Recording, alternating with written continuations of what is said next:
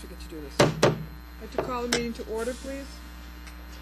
On tonight's agenda, we have visitors, then approval of minutes, then we have the Reed Poster Contest winners, then Rose Schatz Memorial Garden. Mr. and Mrs. Timothy Lynch will be talking to us about memorial tree planting. Ms. Sarah Bain, recipient of the Women's Basketball Legend Award. Ms. Christine Smith, Student Council Advisor of the Year. New Mathematics Program recommendation by Mrs. Andrea Platt. Then we'll have the English Language Arts Program 7 through 12. And I think it says Ingrid and Diane.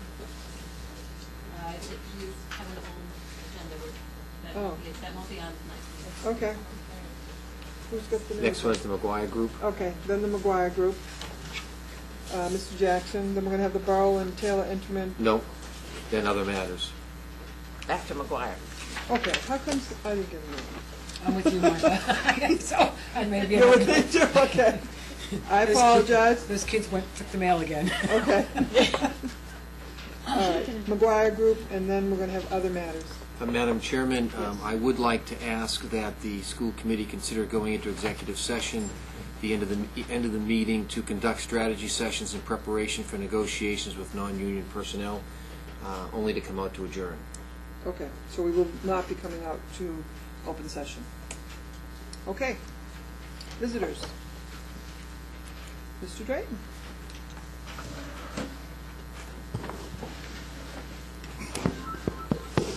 Hi, everybody. My name is Chuck Drayton, 109 Mill Street in Foxborough. I'm coming to you tonight wearing a couple of different hats, and I'd like to first put on my hat as a leader of a local nonprofit, which really wants to say thank you to all of you. We recently put on a concert, which you gave us permission to do. I've written a formal letter, and Bevy Lord has a couple copies. She's going to pass it over. I'm very sorry I couldn't get it to you ahead of time. One for each of us, and one for Dr. Norton, and one for Mr. Jackson. If you could pass those around, please. Okay, if we need be, we can copy some. Are there any up there? I have a few extra copies, okay, too. perfect. No Thank problem. What I'd like to do is just read the first paragraph and then summarize for you so I can keep it quick.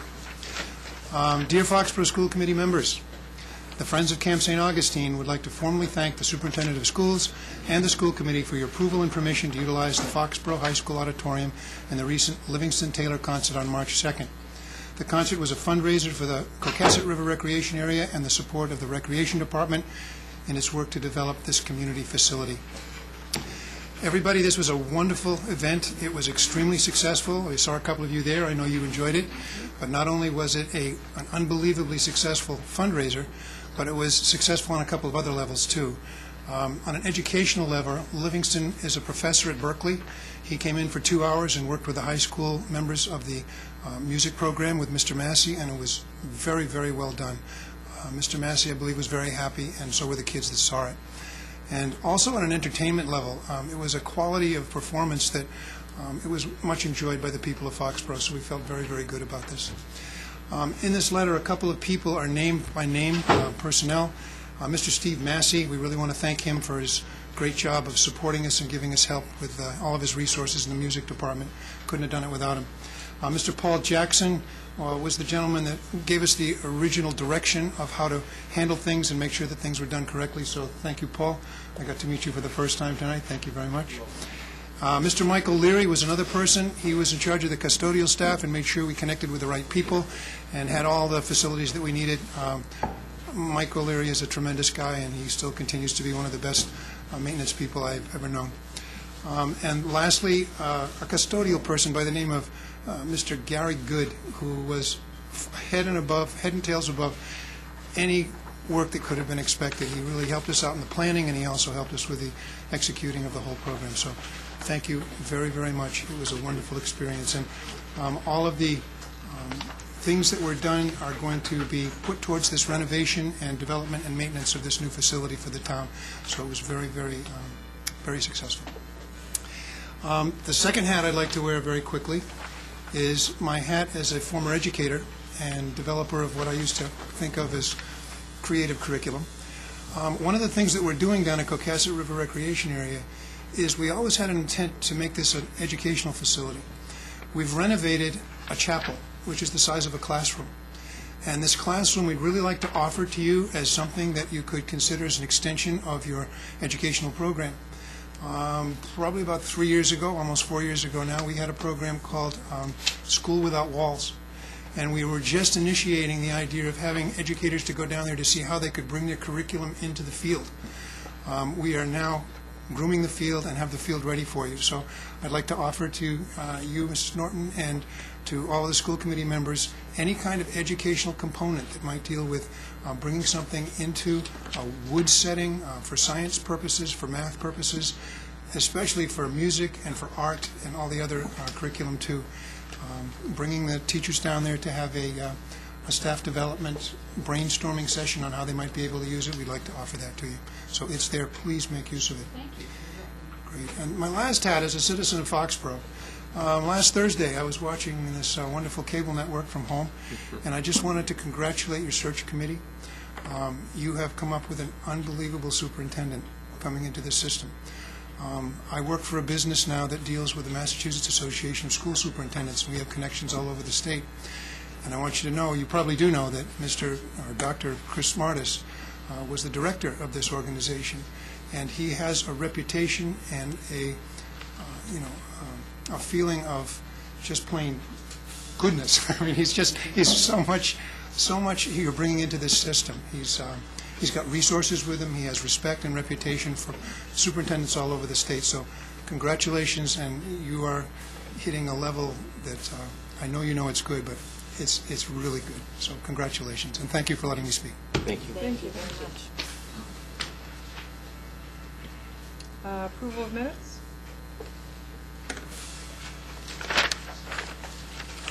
I had a question, Madam Chairman, on the March 19th minutes.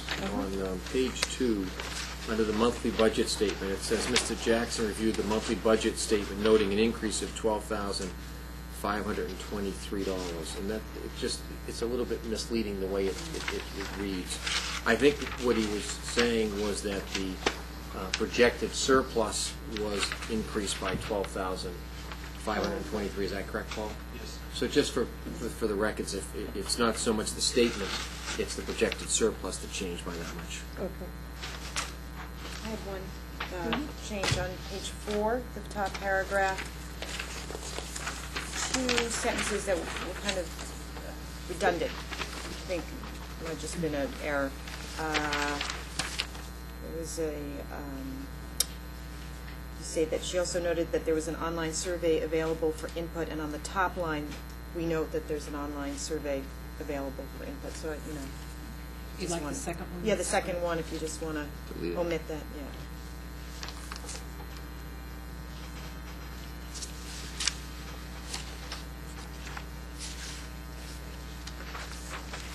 Anything else? Move to approve as amended. Second? Second. Larry moved and Kate second. All those in favor? Aye. Aye.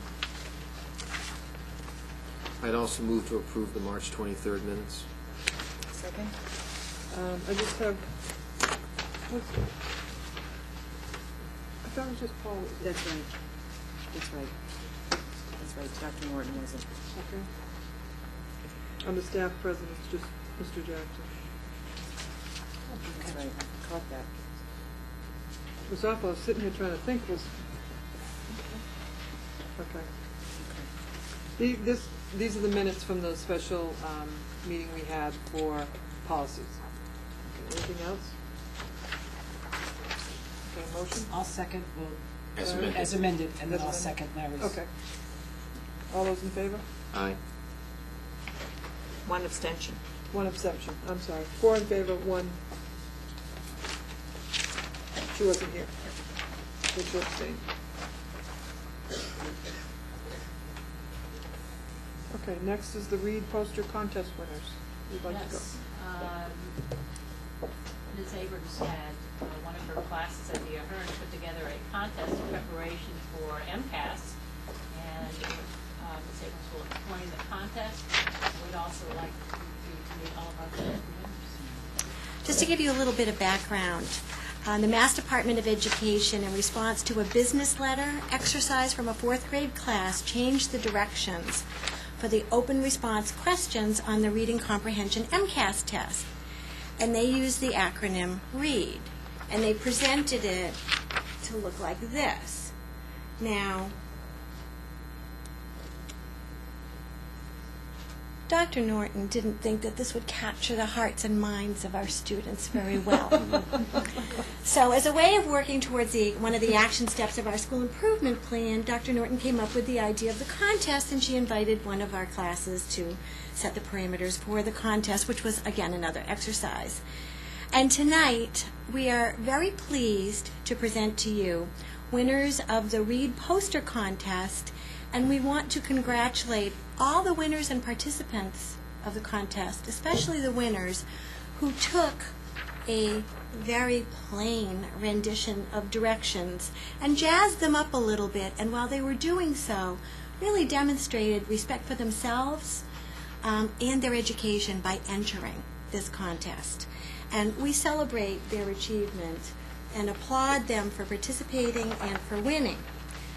We have winners at the elementary level, and I will let the elementary principals, Mrs. McCarthy and Mrs. Saltzman, present 3rd and 4th grade winners. Then I'll present 5th, 6th, 7th, and 8th grade winners. And then Dr. Norton, I think, has something. I'll present it As I we will be go. handing these winners a gift certificate, appropriately so, to Barnes & Noble. It's funded by one of the gifts that the school committee accepted this past fall, as well as a box of pen. So I can't wait to see your posters because I haven't seen them either. So if one of the principals will get started.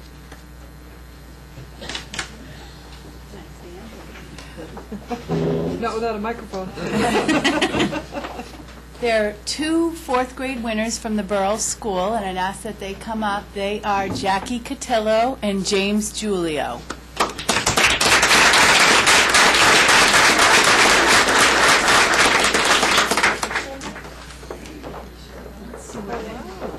Ask the guy. Oh, there we go. Yeah, that's good. Why don't you read it for us, honey? Can you read your poster to us? Read the question carefully. Explain your answer. Add supporting details. And double check your work. Very good. Excellent. Excellent. Thank I you. love the artwork. Excellent.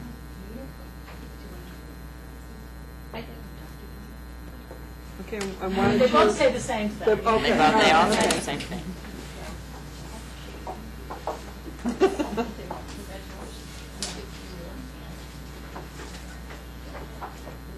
Thank you.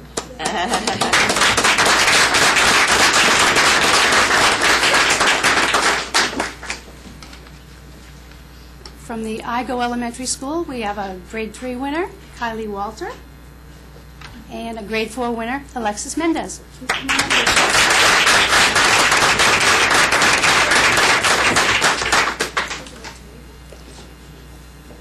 Very good. Read all the directions first. Edit your work. Answer the questions carefully and don't rush. Okay, now the guys in the back are going crazy because they can't show your work. So turn around. Hold it up this way. There's a camera over there that's going to catch it. Come up and you hold yours way up high too. Don't rush. Very Yeah. good. How are we doing, guys? Okay, there's one. That's great. Excellent. We got them both. Excellent. Don't rush. Isn't that great?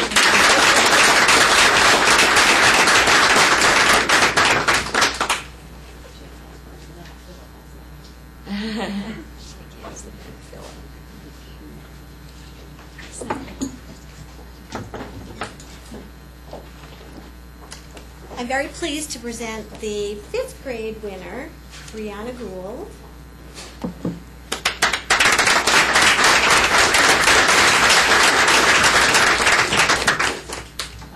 Yeah, perfect. They've got it. Excellent. Very good. Very nice. Then shall we kick Brianna up while we get the 6th numbers? And that would be fine. All right. Sure. 6th grade winner is Mary Beth Nemeth.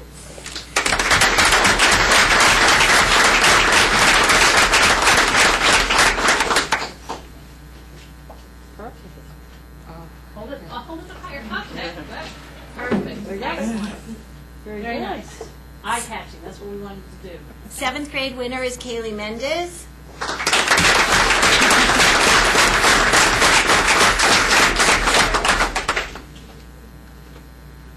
Perfect. Reread directions. Reread Reread directions. I like that.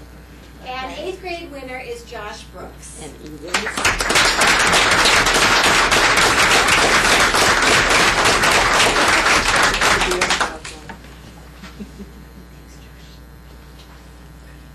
Very good. Excellent, excellent. Eye-catching, we got it. Okay, Very come on good. over here, let me give you a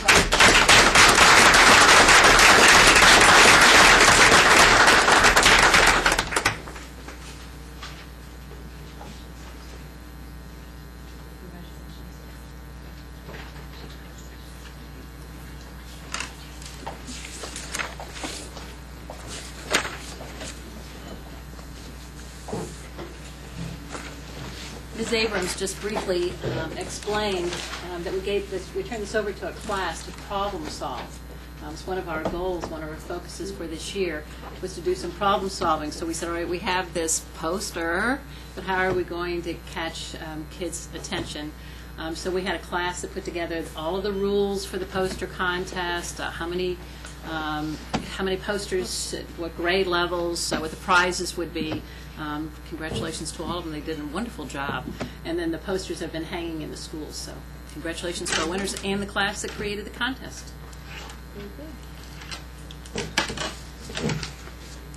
You ready for me to go again? I sure am. Tonight's my night. The next two items on the agenda are the Rose Schatz Memorial Garden and a tree that is being donated by Mr. and Mrs. Tim McCarthy. And they're not waving their hands, so I'm guessing that they're not interested in presenting, so let me go ahead and explain. First of all, I owe an apology to the McCarthys. I had promised them that we would look at this at the last school committee meeting, and somehow or another got dropped out of my binder. And so, Mr. McCarthy, I apologize you came, but we're going to do it right this time. I'm asking you to look at these two items in conjunction, and I will explain in just a second. But let me read this letter that the McCarthys have presented. It's dated March 13th to all members of the Foxborough School Committee. The family of the late Paul McCarthy is requesting that a tree be planted as a living memorial at the Burrell Elementary School. The Burrell School always held fond memories for Paul. Many of his children attended that school, and he worked at the Burrell School for years. His daughter, Teresa McCarthy, currently works at the Cardigan Mountain School in New Hampshire. Friends, colleagues, staff, and administration would like to donate money for the tree. If needed, family members here in town are willing to dig the hole and plant a tree that is selected in a location that is approved by the town. Any questions or further information, and the McCarthys will respond to that. Because they want to have this at the Burrell School, we also have the school council, or excuse me, it's not the school council, the PTO, in the past has done a lot of garden work at the Burrell School. And they'd like to do something very special this year in memory of Rose Schatz, who is the 4th grader that we lost in the fall. They have a little flyer that they're going to put out, but the purpose is to set up a Rosie's Memorial Garden. This, again, would be a continuation of a lot of the gardening that they have done in the past. They also want to have a place for students so that they will have a chance to sit down and read, etc. We thought that this would be appropriate to interweave the tree that the McCarthys have offered into the garden that the PTO would like to have at the Burrell School. I'd like for you to accept both the tree and the memorial garden, please. Move to accept. Yes. All those in favor? Mr. and Mrs. McCarthy, would you please thank your family for us? And if you will get in touch with me, and we'll work with Mike and the PTO and find out what kind of a tree is going to work best for them. All right? Thank you very much. Dr. Norton, those that would like to donate to the Schatz Memorial Garden, how do they do that? There is a form that it will be sent home through the Borough School, and I'm sure that anyone can also call the Borough School, and Mrs. McCarthy will make those available. There's a nice, right, because we put it into the school committee packet, but you notice that it says the school committee has accepted. So of course we weren't going to put it out if we had a chance. But at any rate, it's really a nice little flyer. I really appreciate that the Schatzes have been working with us. We spoke briefly about this in the fall. Love to have any donations to contribute to make it a really nice, worthwhile garden, in addition to the nice tree that we're going to have in this garden. So thank you for approving that. Okay. I'm still on a roll? You're still on a roll. All right. Ms. Bain. Here? Sarah Bain? We're ahead of schedule. We're way ahead. We are. We're moving right along. Why don't I skip over that, but we will let. We'll wait if we see her come in. We'll let Christine Smith go home if she'd like to. I'm going to step up to the front. We're going to stand in the center, Christine, so everybody can see your face.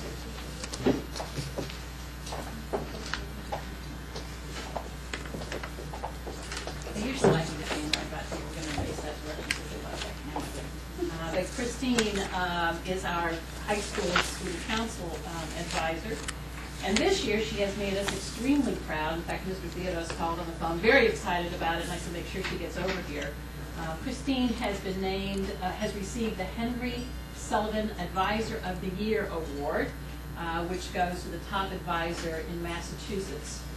Christine has been a student council advisor for 13 years, 9 of them here in Foxborough.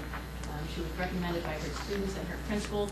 There's several nice newspaper articles that my secretary's been nice enough to give to me for my notes. But anyhow, I was really very excited for you. Thank you very much for all the work you did.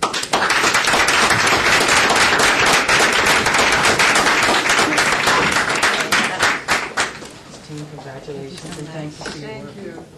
You're still in there. You know, on a very personal note, I would like to lend my congratulations to Christine. Christine has been such an advocate for student council, and I'll never forget when my son ran for president and was president of the student council of the state of Massachusetts. And if Diana Packler and Christine Smith both were involved in the project. And he still remembers you. He talks about you and Diana and how much you helped him, and you're such advocates for the students within student council. And he has so many fond memories. And I'll never forget the night they had the banquet, and you could have heard a pin drop. They have such a respect for one another. It's absolutely incredible. I mean, you have to go to something like that to realize that there are so many kids who are involved in so many good things. So, you know, your continued support, you're unbelievable. Thank you.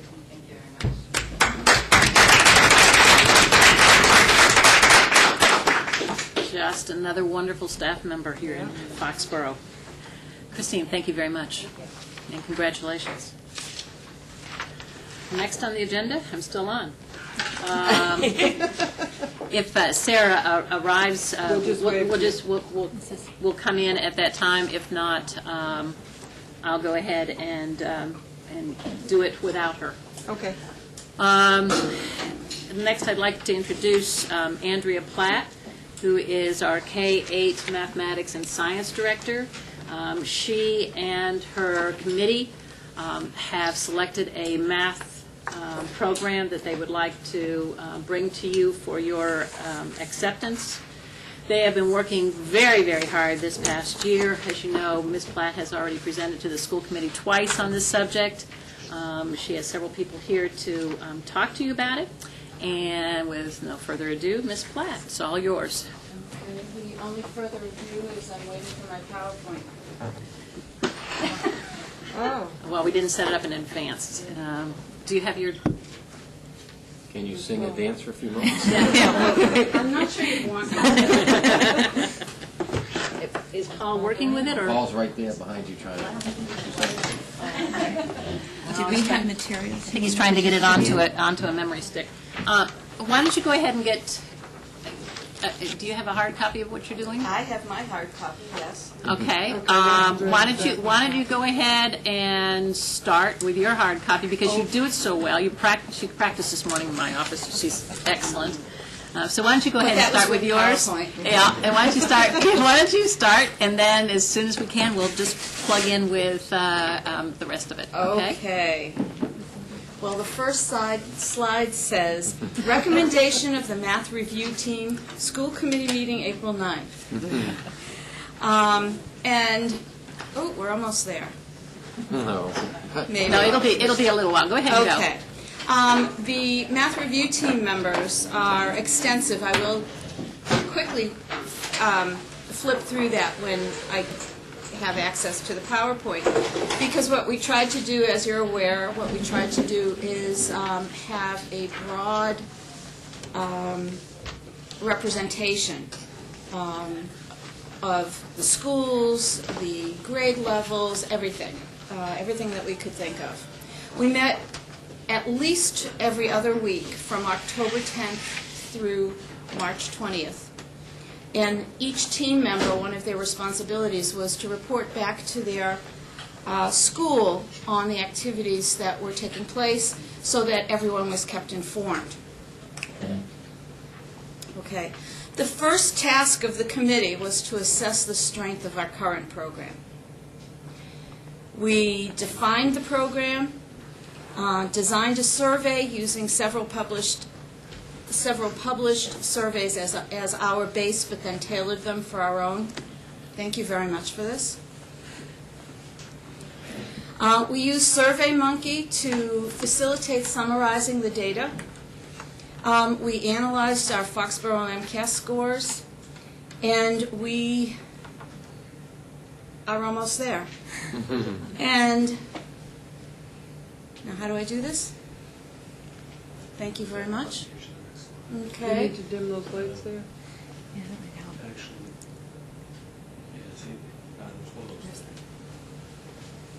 Oh, wasn't that one? No, just to. Sorry. Do we know where Hit it the again. light switch is for those backlights? Yeah. Oh, that's the end. Okay. There we go. Yeah, do you want to try this? It's very sensitive. Okay. These were all the team members, and you can see it was quite an extensive team. Am I hitting the up arrow or the down I arrow? think you use the down arrow Okay. to, Okay. And I was on the last bullet here. Mrs. McCarthy and myself interviewed 15 high school students who were chosen because of their MCAS improvement at the high school to get their whatever information they could give us as a team on what was the change for them, just to understand our constituents better. The summary of the teacher survey, we had over a 90% response rate, which is quite significant.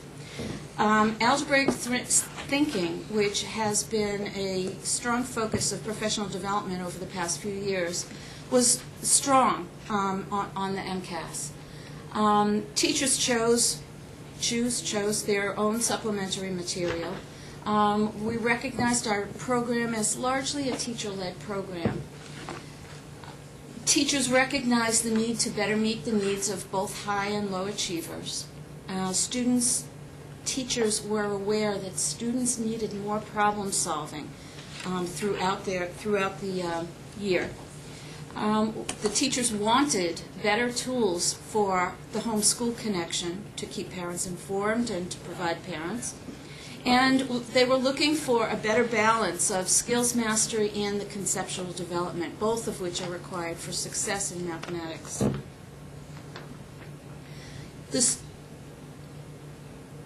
The student interviews, perhaps one of the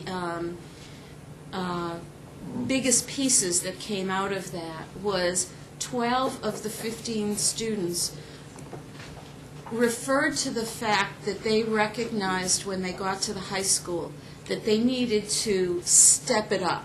They needed to pay more attention. They needed to work harder. So that was something that has always been in the back of our minds. Okay.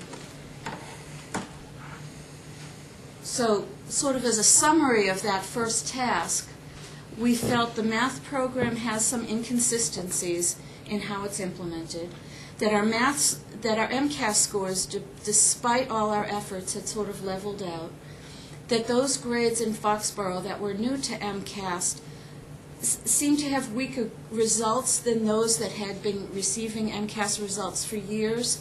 And we took that as an indication that the core program wasn't meeting the needs of our students. And it's only after the feedback that we would get from MCAS that teachers would continue to supplement and modify the program, but our core program wasn't meeting our needs, and a new math program was needed. So then from there, we came to that consensus. I believe I spoke to you all around that point. And we needed to identify possible math programs that we should be considering and looking at. And we used MCAS as a tool to sort of focus who should we talk to, what information we should get. And looked at the historical MCAS scores of 12 communities. And through that summary, we're looking for long-term trends within districts, some kind of long-term look at a particular cohort of students, and in particular looking for trends in cohorts for special education students, which are a point of concern of the district. And we had many conversations with different districts. Who were the 12 districts that you talked to? I think you got that. That was that large spreadsheet. I know, but some of the folks at home. So well, part of it was the Hockomock League plus Wayland, Wellesley, Westwood. No, not Stoughton. No. That's pretty comprehensive, I think. And what we were looking for was, is there some program that, when implemented, did great things for the achievement of the students? And what we found is that there is no one best program. That throughout the state, as we looked at all the different at the different districts, in grade 8 there was generally a drop in the MCAS scores, whether we were talking a cohort of students or whether we were talking from year to year. Grade 8 last year and the year before. Several communities appeared to be making sustained progress with their special ed population, or their MCAS was significantly higher. And when we talked to those districts, the only real commonality was math specialists, which provided more time to students to work on math. Time on task was critical. One district that seemed to have some improvement in their scores went to an hour-and-a-half math class at the elementary level. So that significantly changed, helped with their students. And the other piece that was repeated several times was the need for sustained professional development, and that it was not uncommon when a new program came in, there'd be lots of professional development, and then over time, even though staff was changing, the program would start to blur a little because that same level of professional development wasn't made available to the new staff. On January 3rd, we had a parent meeting to get input from parents on did I miss any? No, I have your data for the communities for later. Okay. To get input on what were critical issues in parents' minds. They were aware of inconsistencies between teachers and between schools. They asked for higher expectations of students and more opportunities for the higher skilled students. and they asked for more technology, really appreciated what was available and wanted more. Okay, so then we had to look at programs and evaluate them based on the criteria that we had heard from people. So we designed an evaluation tool and identified 5 programs to be considered. They were Investigations from Scott Forsman, Bridges from the Math Learning Center, Everyday Math, the Wright Group, Math Expressions from Houghton Mifflin, and Think Math, which was a Harcourt program. Andrea, could I just interrupt you for one question? Were any of those programs used in any of the communities that you saw with higher MCAS scores that you had on the other screen?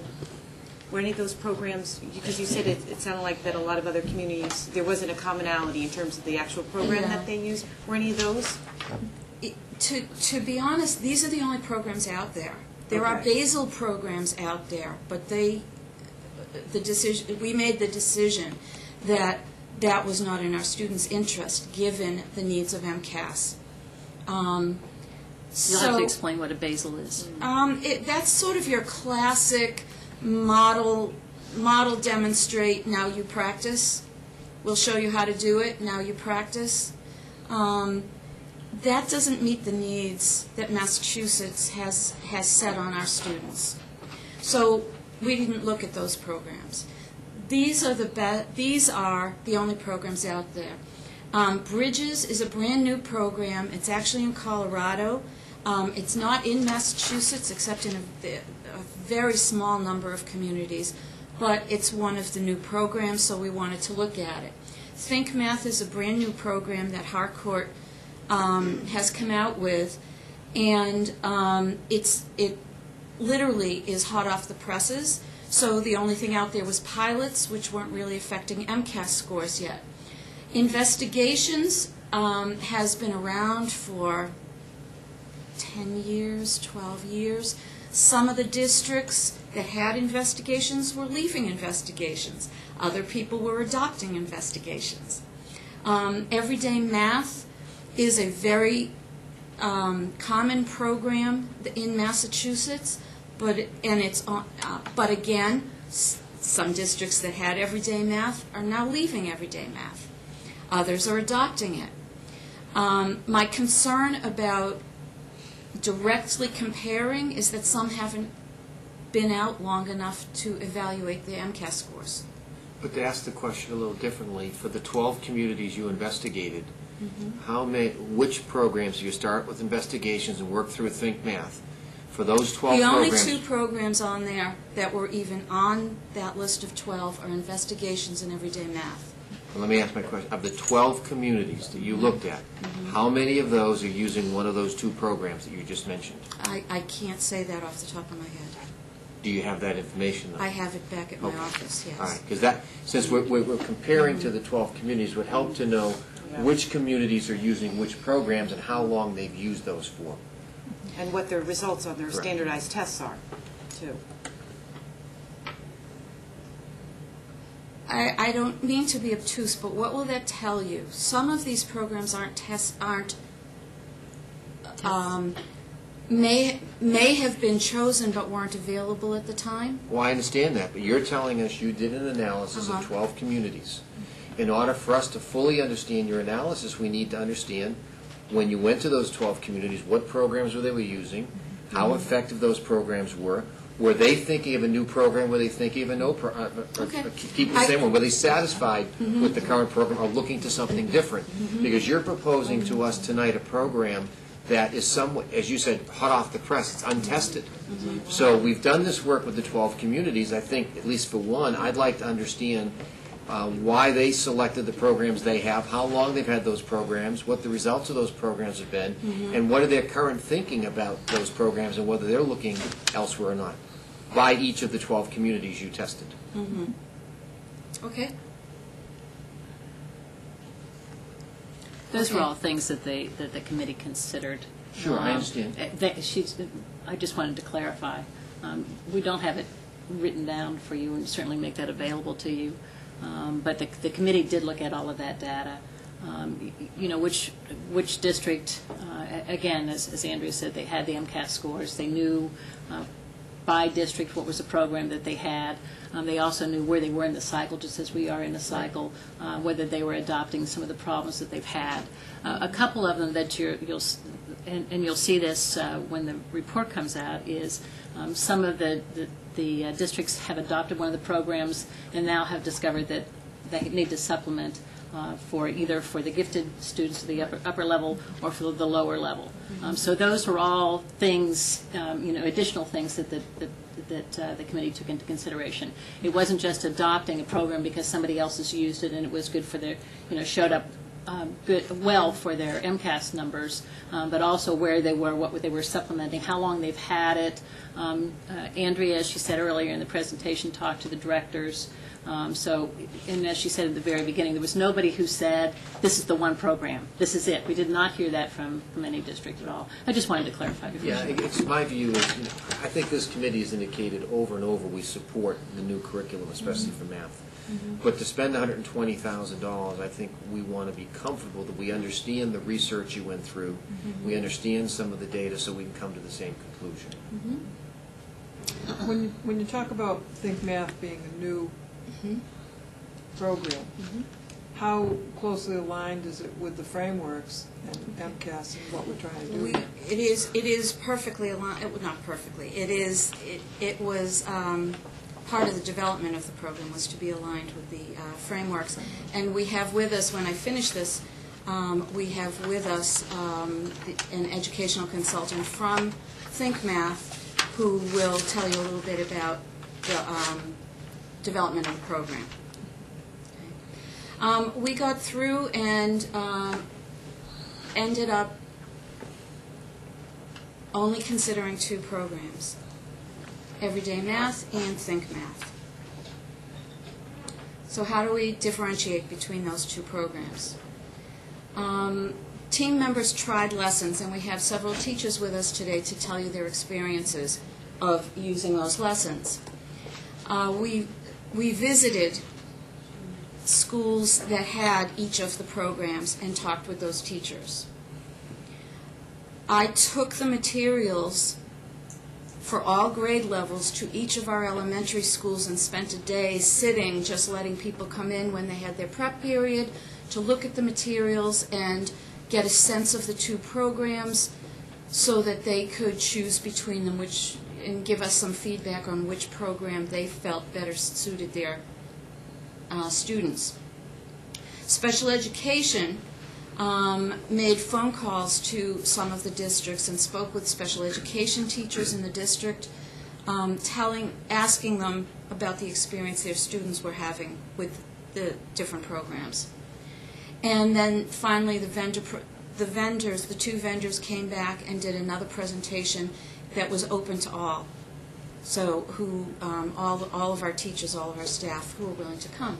Can you name when you said you did site visits, which districts did you go to for Everyday Math and which ones for Think Math? We went to Stoughton. I asked Everyday Math for a district that had, that was in its second year of implementation.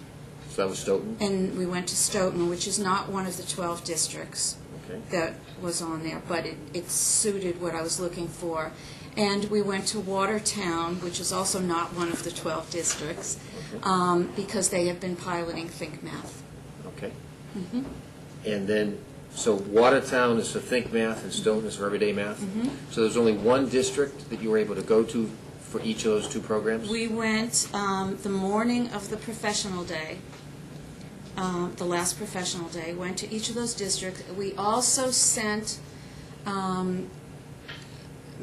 Mrs. McCarthy and Mrs. Brunelli went to Wayland, who was in their first year of implementation of Everyday, to talk with the special educator, the special ed staff there. And who went to Everyday Math? There were also people that went to Everyday Math presentations, correct? In Stoughton. Okay. Yes. Sorry, I misunderstood what you just said. And Watertown, they're in their second year of piloting the Think Math? Well, I'm going to let Sabita speak to that because she can give you the history. They've been involved through the whole development of the program. Okay. Andrea, too, I think it's important to clarify that with regards to the everyday math and the other programs, you did collect information on how districts felt about the programs and their success through interviews, even though we didn't visit all the sites. The purpose of the site visit was a little bit different, to look at the structure, the format of the lesson, the pacing, the level of challenge. So we wanted to see districts that were fairly new to the implementation to really assess the quality of the instructional design. So it had a little bit of a different purpose than the overall evaluation of the program. Okay, we've missed something. So finally, after doing all that, the committee wholeheartedly recommends the purchase of the Think Math program, which is the newest NSF funded math program. And I will let the specialists speak to more about the program, but some of the highlights include it was developed by the Education Development Center, the EDC in Newton. The development was funded by NSF. There will be that online component that our parents were asking for. Professional development is for the life of the program.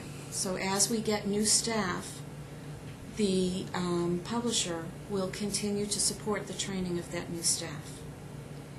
The instruction itself is multi-leveled, so it meets the needs of our lower-end kids and our higher-end kids, providing access to similar problems to all students, but extending it for our upper children. It's mathematically sound and problem-solving, which was identified as one of the issues our teachers felt our program needed, is embedded in every day's lesson. Okay? Next steps is, of course, your support, and then planning for the professional development, which we've already started putting a plan together, refining the system of benchmark testing and remediation, which we have put into place this year, and after budget approval, hiring and training new math specialists. And that's where we are. So, with that, I think, can you take over?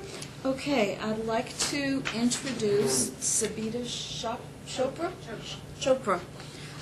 She is from the, she is a Think Math advisor for Harcourt.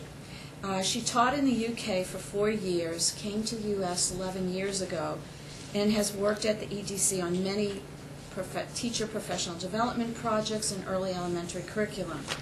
That led her to Think Math, where she has been working with the program for some time, and she's going to talk with us.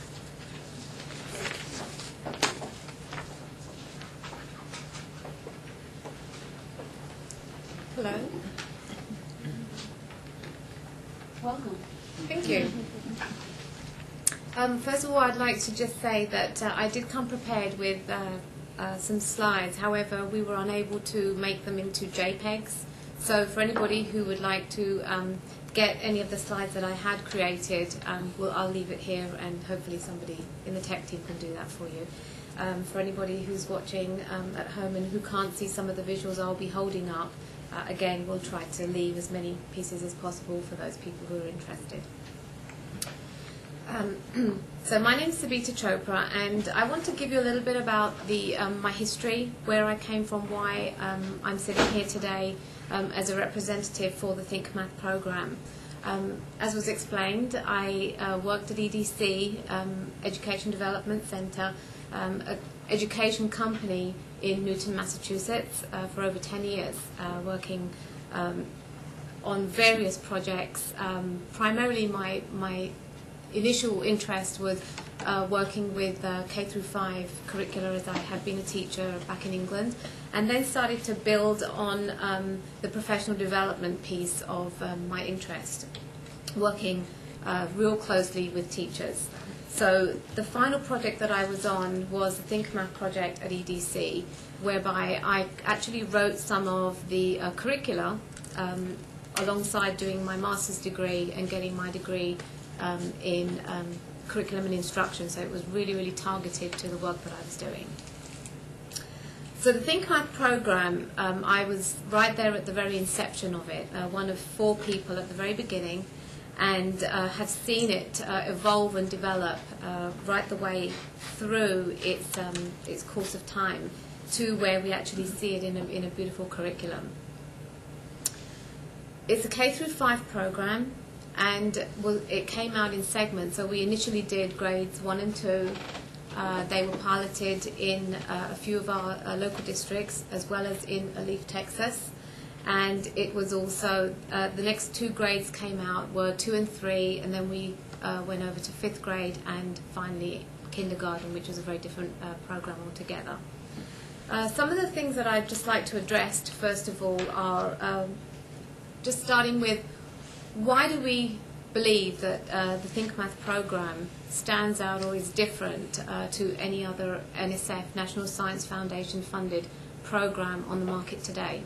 And above all, the NSF funded the program because, as we know, times have changed. We have learned more about brain-based research, how students, our kids think, and also how teachers actually are able to provide the content across to their students, not just in the terms of through a framework, a curriculum, but also through pedagogy, the way in which they're actually going to get it across to the students.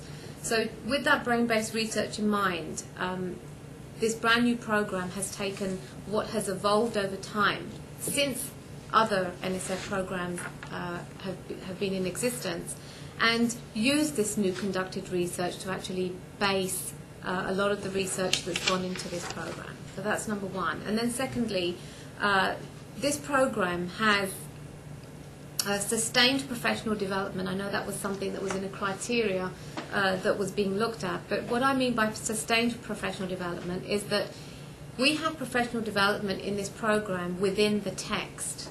And the reason this was actually also funded by the NSF was primarily for that reason. It was, we needed to go into schools and give this text and say to teachers, here's a text, let's see how you can actually not only teach the program to these students and give them the mathematics that they need for the program, but also we wanted to bring up the level, or bring up the bar of our teachers' own content knowledge.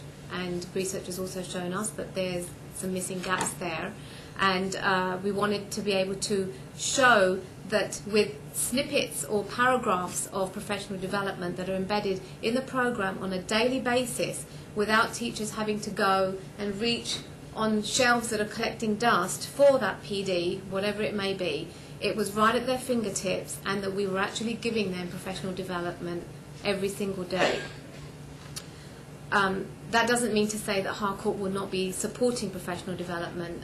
On the contrary, we actually will support the teachers right at the get-go with a proposal plan for the professional development that they would need, but also an ongoing professional development over time, so that they're not only encouraged and enabled, but also given the right kind, the right kind of information as to how you would teach a program like this. In terms of piloting, this program was piloted at the get-go. Watertown, Massachusetts, in Bedford, Massachusetts, in Northborough, and also in Leaf, Texas. I think we had some reference to schools in Watertown. I think to date, the Cunniff School is taking on board the entire curriculum to pilot. And so I've been going into the schools and speaking with the principal there, Stephen Bilhart, to help the teachers get themselves reacquainted with the program, remembering that they were working with the very original program, and it was given to them in a black and white form in pages, literally days before they were due to teach it, so it was coming hot off the presses from EDC. And so therefore they're being reacquainted with something that looks familiar but is also in a new framework. Any questions, and then I can certainly keep bringing things back as I remember them. I'm confused. If you could mention the pilot locations again were Bedford, Watertown, and where else? Northborough, and then also in Alief, Texas. And how long ago was it pilot? The program was piloted for the 3 years at its inception, at the very beginning of at the time that the EDC had proposed this program. So, one of the requirements as per the NSF was to get the conducted research, and so we were going and doing observations and interviews in all of these districts.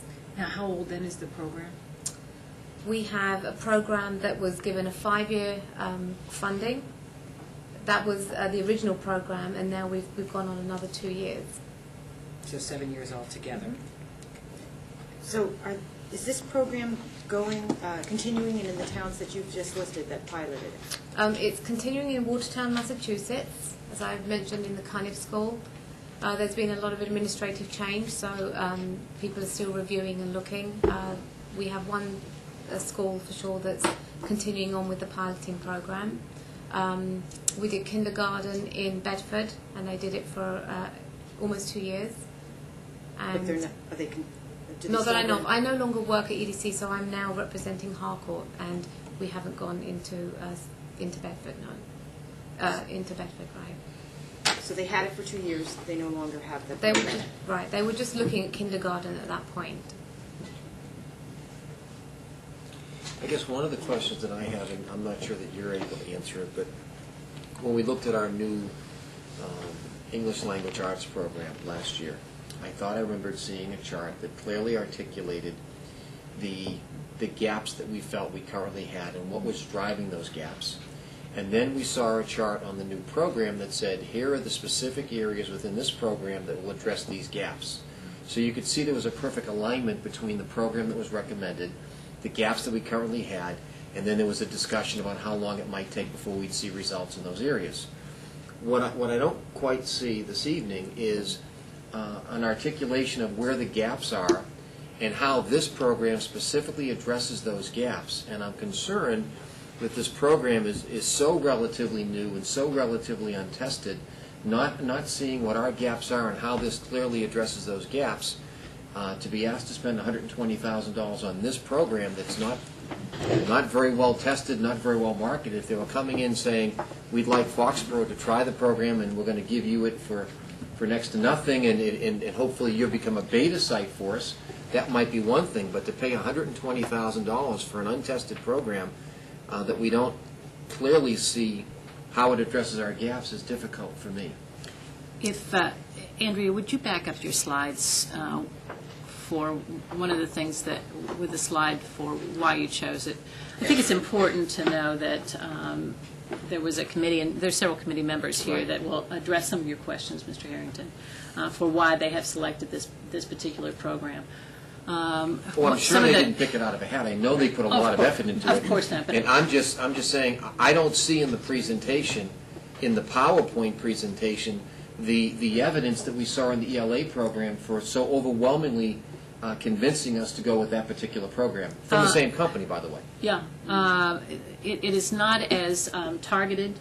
The committee looked more at, again, they saw that there were inconsistencies, much that we saw in ELA, inconsistencies in the program itself. Not everybody was teaching the whole thing. People were using bits and pieces from other things. So that was one of the reasons why they went forward and looked for a program. In looking for a program, they set up a criteria, and one of the big moving things was, if you recall, Andrea showed us that there were 5 programs. There were only 5 math programs in existence. So they knew from the beginning that they needed to have a program just to get everybody on the same page. There they are. Thanks. You're right ahead of me. So there's 5 areas, and those are the things that we were just being explained to us were addressed by the EDC. What are the areas that are in the frameworks that we need to have in any program at all? Those items are in all 5 of these programs. The problem is in how they are addressed, how they are presented to the students. If you took a look also at the criteria why they chose it, you notice that one of the things that we know is the materials might be there or the worksheets might be there. The problem is that we have not had consistent professional development. And so one of the big driving forces behind this was the ongoing professional development as provided by Harcourt. The other thing is, and we're dancing around this a little bit, Mr. Harrington, because as you see, we looked at 5 different programs, and so what we don't want to do, which would not be fair to anybody, is to say the reason why we didn't choose one of the others. So I'm not going to mention names, but I'll speak globally to you. On some of these programs, what they found was that people were adopting them, but immediately, one of the most popular one of the 5 that's up there, was they were, after 2 or 3 years, immediately finding that they needed to supplement extensively for special education. That was one of the items that the committee spoke at length when they on the final night of adoption, because we know that our data says that our special education population in particular needs more materials that are appropriate for them. So although one of the big programs out here, and one of the big, if you looked at the Hockomock League, one of the ones that others have been selecting, now they're all scrambling around and trying to find something else to supplement it. The other issue that they have with that particular program is that parents have a great deal of difficulty understanding it because it uses a lot of terminology that parents don't understand. In my past, I have had this in another, not here, but in another district. The issue is the homework goes home, parents don't understand it, and so that's one of the things that the committee was trying to directly address. Because we had the January meeting when parents said, we want to be able to help our kids. Is there something online? Are the materials online? So that was one of the reasons we looked very, very closely at the most popular program and said, if this is the most popular program, why don't we just buy it? Life would be easy, why don't we just buy it? So they spent a lot of time investigating, going and visiting schools, talking to directors, looking at the numbers, and that was the big item. That was the big item there. I will speak specifically to one, Bridges, which was a very interesting program, and the teachers got a big kick out of it, but that one has absolutely nothing to back it up. It's only in Vermont, I believe, is the state, and there's nothing here. It's put together by a nonprofit with no support, no professional development, no background. This is what's happening with math programs right now. So of the 5, I'm pointing out one, Bridges, that's nonprofit, no support. Investigations has been here for quite a number of years. It is about to, I would guess it's going to be about to be replaced. A lot of the districts that have it are looking at something else. So that's kind of the position that we're in. And looking at Think Math, notice that it was not only the committee that looked at it, talked to people about it, tried some. We have some teachers in the audience that are going to talk about some of the lessons that they've taught to their students here in Foxborough, lessons that are targeted to some of our needs. So in doing Think Math, we went through that process. We also had open meetings, and several teachers who are not part of the committee joined that, listened to the presentations. The materials for both Think Math and for Everyday Math were taken to each one of the 3 elementary schools so that all the staff could take a look at that and ask questions specific to their needs, the things that they are seeing in their classroom, the things that they know that they want. So all of this has transpired. We just, unfortunately, with all of the confusion with the slides, didn't elaborate as much as perhaps we have in the past. But I'm sorry. Go ahead. Ask the question. A couple of things you said, though, concerned me.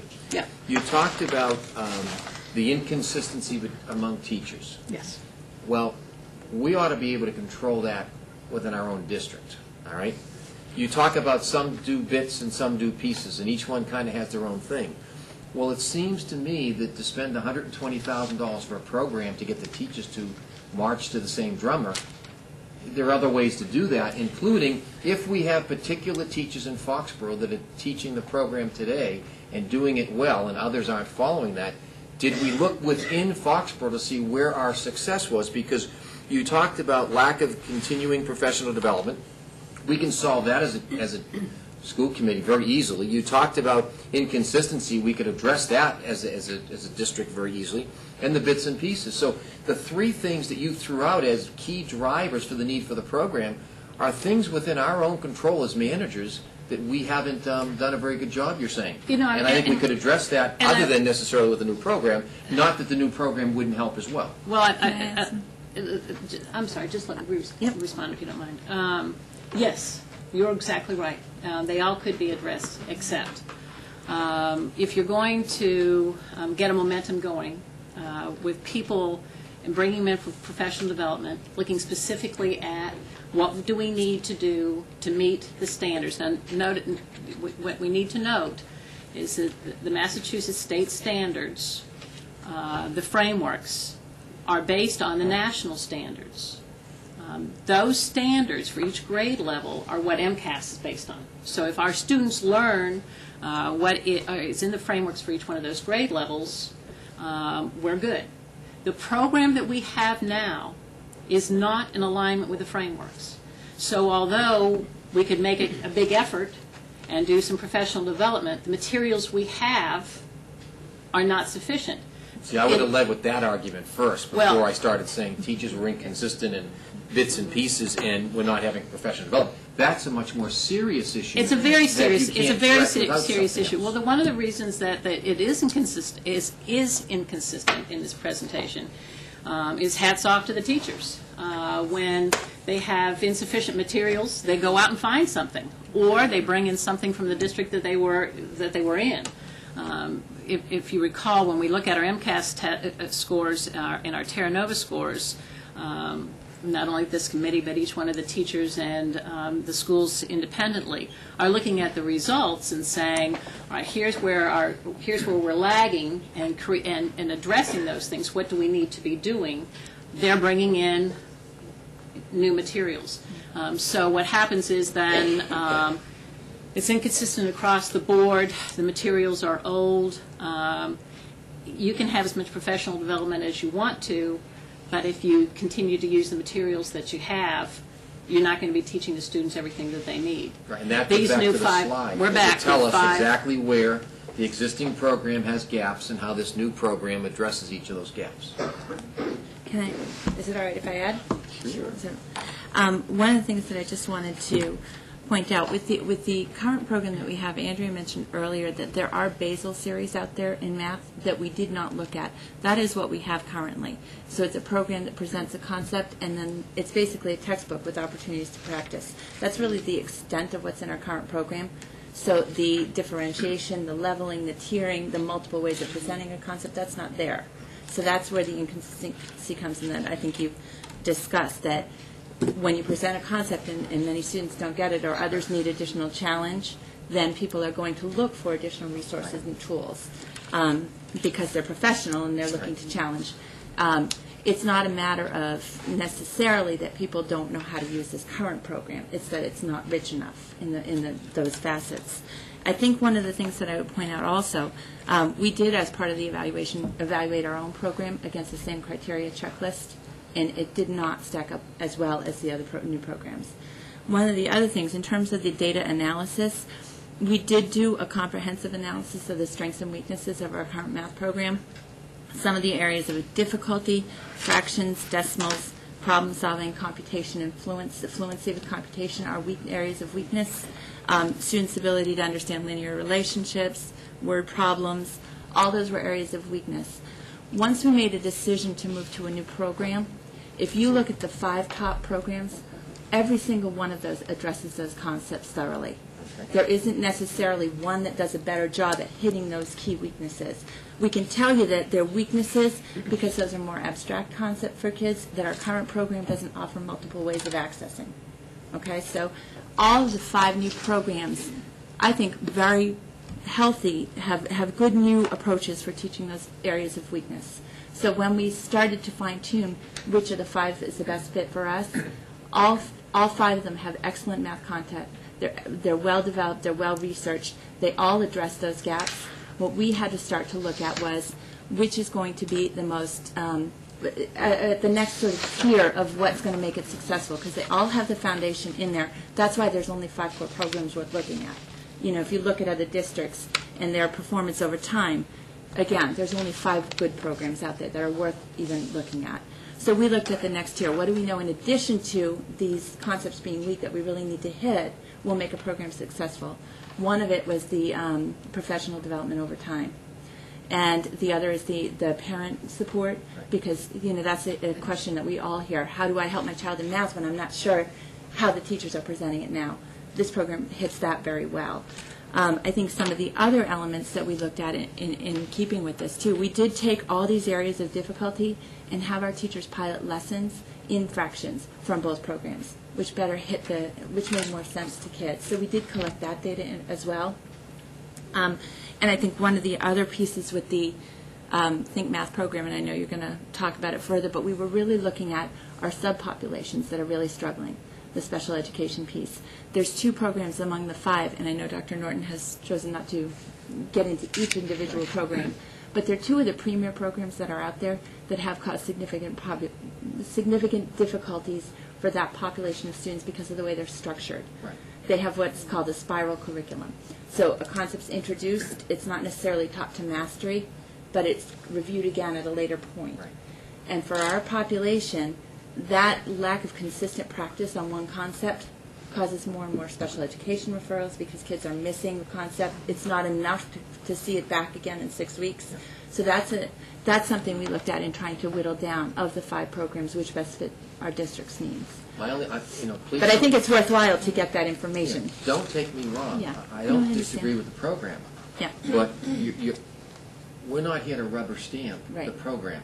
No, and I felt as though you worked a lot harder with your presentation skills on the ELA program than you have with the math program. And so when you started to then verbalize, no, it wasn't so much that it was inconsistent by teacher or bits and pieces, and you started going into the detail and you started rattling off the 6 or 8 areas where we're weak. That's the kind of information, at least for me, that I need to, and you know, I'm a little bit you like numbers. Anal that way, all right. But the taxpayer is sitting here saying, yes, if you have a new program, explain to me what's wrong with the existing program, and you talk about it doesn't meet the curriculum, doesn't meet the state framework, etc. And the taxpayer can say, well, geez, how long have I been paying for this thing if it doesn't meet my needs? That's a different issue. The point is you're addressing it, you're trying to lay it out, and I just think that we need to see all of that on the PowerPoint, not the sales pitch. So if you had given us that verbal, it would have been a lot easier for me to say, okay, now I understand very clearly what's wrong with the existing program and why we have to move to something else. You articulated that all 5 programs address the basic needs of what you wanted, so you addressed that. Then you went specifically beyond that to say, this one offered this additional thing for special needs and other kinds, and you started going into our subpopulations, which adds a lot of credibility as to why you want to go with that program. But I didn't see that on the PowerPoint. Right. No, I think it was good questions to help. In the absence of the slides. Well, we've had the slides. No, but we also have some teachers who would like to, who are part of the committee, who would like to speak. One quick thing to Larry, though. You have to come to the microphone, though. Public meeting here. I just want to say that perhaps something in the presentation it didn't come across right, and we apologize for that. But truly, I believe that we learned a lot last year going through as someone who was a member of both teams, going through the ELA review, and I feel that we did even more due diligence because of what we learned last year. So I just want you to know that too. And as I said, I wasn't criticizing the due diligence. I was kind of criticizing the presentation in that it didn't give me the comfort to the level of detail you went through, that these 2 went through, and that you just went through as well. And that's all I was saying. It's important for the voters at home that are watching the meeting or those that read it in the newspaper to know exactly what is wrong with the existing program and the hours and hours and hours you spent the research you came up with, the conclusions you drew, and how this new program will address fractions in the other 8 or 9 areas that you talked about there. That's all. Okay, absolutely, I agree. Yep. Thank you. The other thing that, if I could ask as well, the committee chose very quickly 2 out of the 5, and you, I'm sure, again, had very compelling reasons. I would also like to know what made Math Every Day drop out of the equation. Where precisely did they come up short, or that, Think Math really excelled? Because that would also be very helpful information. Should I address that now, or? Would you like her to answer the question now? Well, We had a couple well, of is teachers who were on the committee who would like to speak. Would that be all right? Or would you like to? Well, would you like Andrea to answer your question? So we don't I forget know. the question, maybe we can. Yeah, Andrea, why don't you go ahead and then go answer to the the question? teachers. The math expressions program that was not considered beyond the initial review was because on analysis, looking at the content of individual courses, individual lessons, they weren't deep enough. The mathematics of the program wasn't deep enough. And therefore, that was the main reason. When teachers reviewed it, they looked at it and said, this is more of what we already do. I'm sorry, Andrea. She wanted everyday math. I thought it was everyday. I thought you went from 5 to 2, and it was everyday math and Think math. And think math. She wanted So to I'd know really why like everyday to was know- Oh, so why we didn't, I thought you were asking why we dropped the first 3 programs. I I'm sorry. understand you picked the 5 best premier. Right. I'm with you. Although Right. I agree with Larry. I forget about the fractions, and I'm the parent that has to hear it again and again. But outside of that, you went from 5 to 2, and how well did Think Math compete with everyday math? And was it a unanimous decision amongst the group? It was. You said it was overwhelming. It was, and it was 14 to 4, which I considered overwhelming, but certainly couldn't say universal. Basically, everyone on the committee felt they were 2 very strong programs, could work with either program. We were particularly concerned about our special ed population. Some of the issues that have been addressed here. Our special educators were concerned about their students being able to be successful with the everyday math program.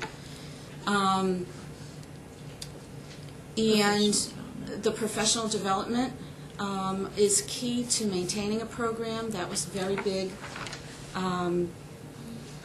important point, given that they were both good programs.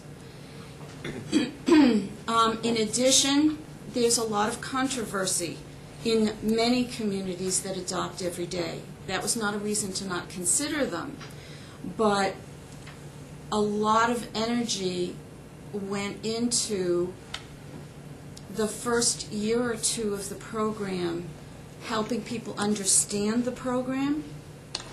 And that was energy that the Think Math program did not require based on our analysis. Therefore, we could quickly get into the mathematics of the program. I think, Andrew, too, can you clarify for the committee the everyday math program in terms of professional development? What they were offering? You have to hire consultants to come in and do that, and it's at a cost per consultant per time. So that's an additional cost to the program in the first 2 years, but if you have 3 new teachers coming in, you would have to pay for a consultant or work to arrange coverage for people to provide ongoing support and work. As well as the expense of the online. The online is part of the purchase price with Harcourt for the next 10 years. Everyday Math would be charging us for the online component, which the parents and the teachers, once they saw what they could do with it, really wanted it. And I think it was to the tune of, correct me if I'm wrong. It was about 8,000. Yeah. Dr. Lardy, though I did have a question, because I went on the website, the Think Math, and one of the things that they do say on the website is that this particular program requires, they said, less professional development to implement than other previous standards-based curricula. So I'm a little confused. I think Sabina talked a little about it, that there's a lot of content. Do you want I to can address that? certainly, I can certainly address that. When this program was proposed to the NSF, that was one of the criteria, that we could give this curriculum to any teacher, and they will get professional development on a daily basis, in addition to the mathematics that they needed to teach to their kids every single day. So that was the basic premise. But Harcourt here, we're committed to providing professional development, and I'll actually be providing those professional development modules as part of the process, and it's an ongoing thing.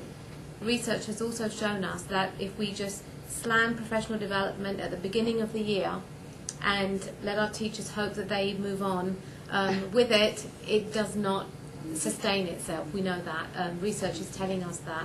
Linda Darling-Hammond is a researcher in our world, and there are plenty of books out there to tell us that. So we really wanted to create a curriculum that would entice our teachers, but also give them the content knowledge that they needed in terms of professional development. And Harcourt is going to come behind all of that professional development and also enable teachers to teach the pedagogical way, with a slight shift, with a shift in representation sometimes. We will also be able to provide that information back to parents, so that we have the home-school connection going on as well. We don't want to have parents at home sitting there thinking, what is it that this teacher's doing today, and not have any sense as to how their kids are actually learning the mathematics. So the idea behind this is, the analogy I use is, we want to throw out a net and get as many children as possible to understand what we're really here for, which is to get the mathematics. We want to bring their scores up. We want to have children enjoy mathematics. We want our teachers to enjoy teaching the mathematics. And this program, I believe, does all of the above. Not only do we then provide professional development for our teachers and for the trainers. Hopefully we will have math specialists and do a train the trainer model. But that way we know that we're sustaining the professional development for our teachers throughout the course of using a curriculum like this. I also want to address the whole alignment to the standards. This curriculum is not only aligned to the NCTM standards, but the state standards. We also have gone a step further and have alignment to the focal points, which is real hot news coming out of the NCTM right now. So that's also something that we have in our curriculum, addressing it to the focal points to make the teacher's job easier, so that teachers do not have to go and search out word problems. We give these word problems on a daily basis. Teachers don't need to go and find standardized tests just to check and see whether their kids are getting. We provide them standardized test practice within this program.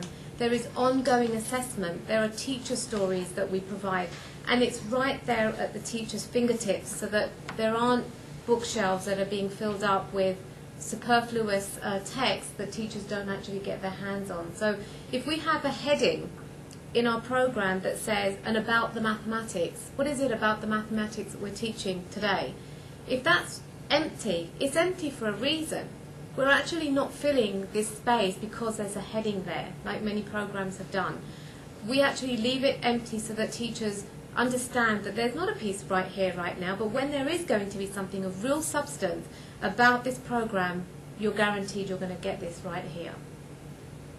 And then again, there's ongoing assessment, as I had said.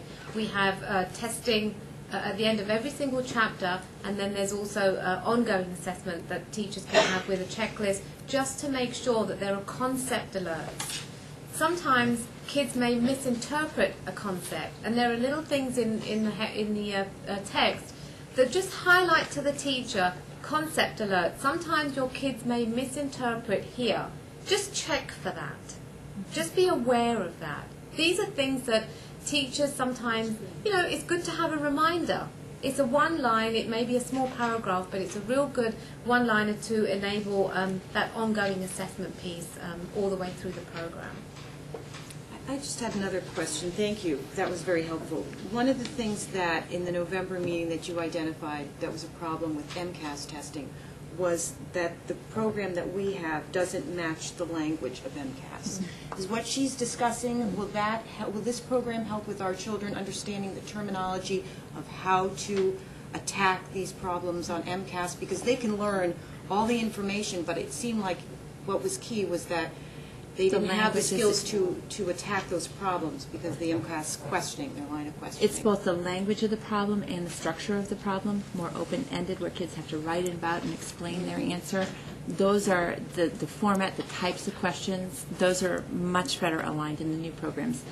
Not just Think Math, but in all the new programs compared to what we have in the Basel series. The presentation, the nature of the questions that are asked, the way they're presented, the types of questions is not in our current program sufficient. Which is so, again, but all these new programs. Yeah, which is again another that. reason why we need to look at a new program. It was one of the pieces that the committee took into consideration, saying, should we just keep what we've got and try to supplement it, or do we need to be looking at something more? And a lot of it was the language.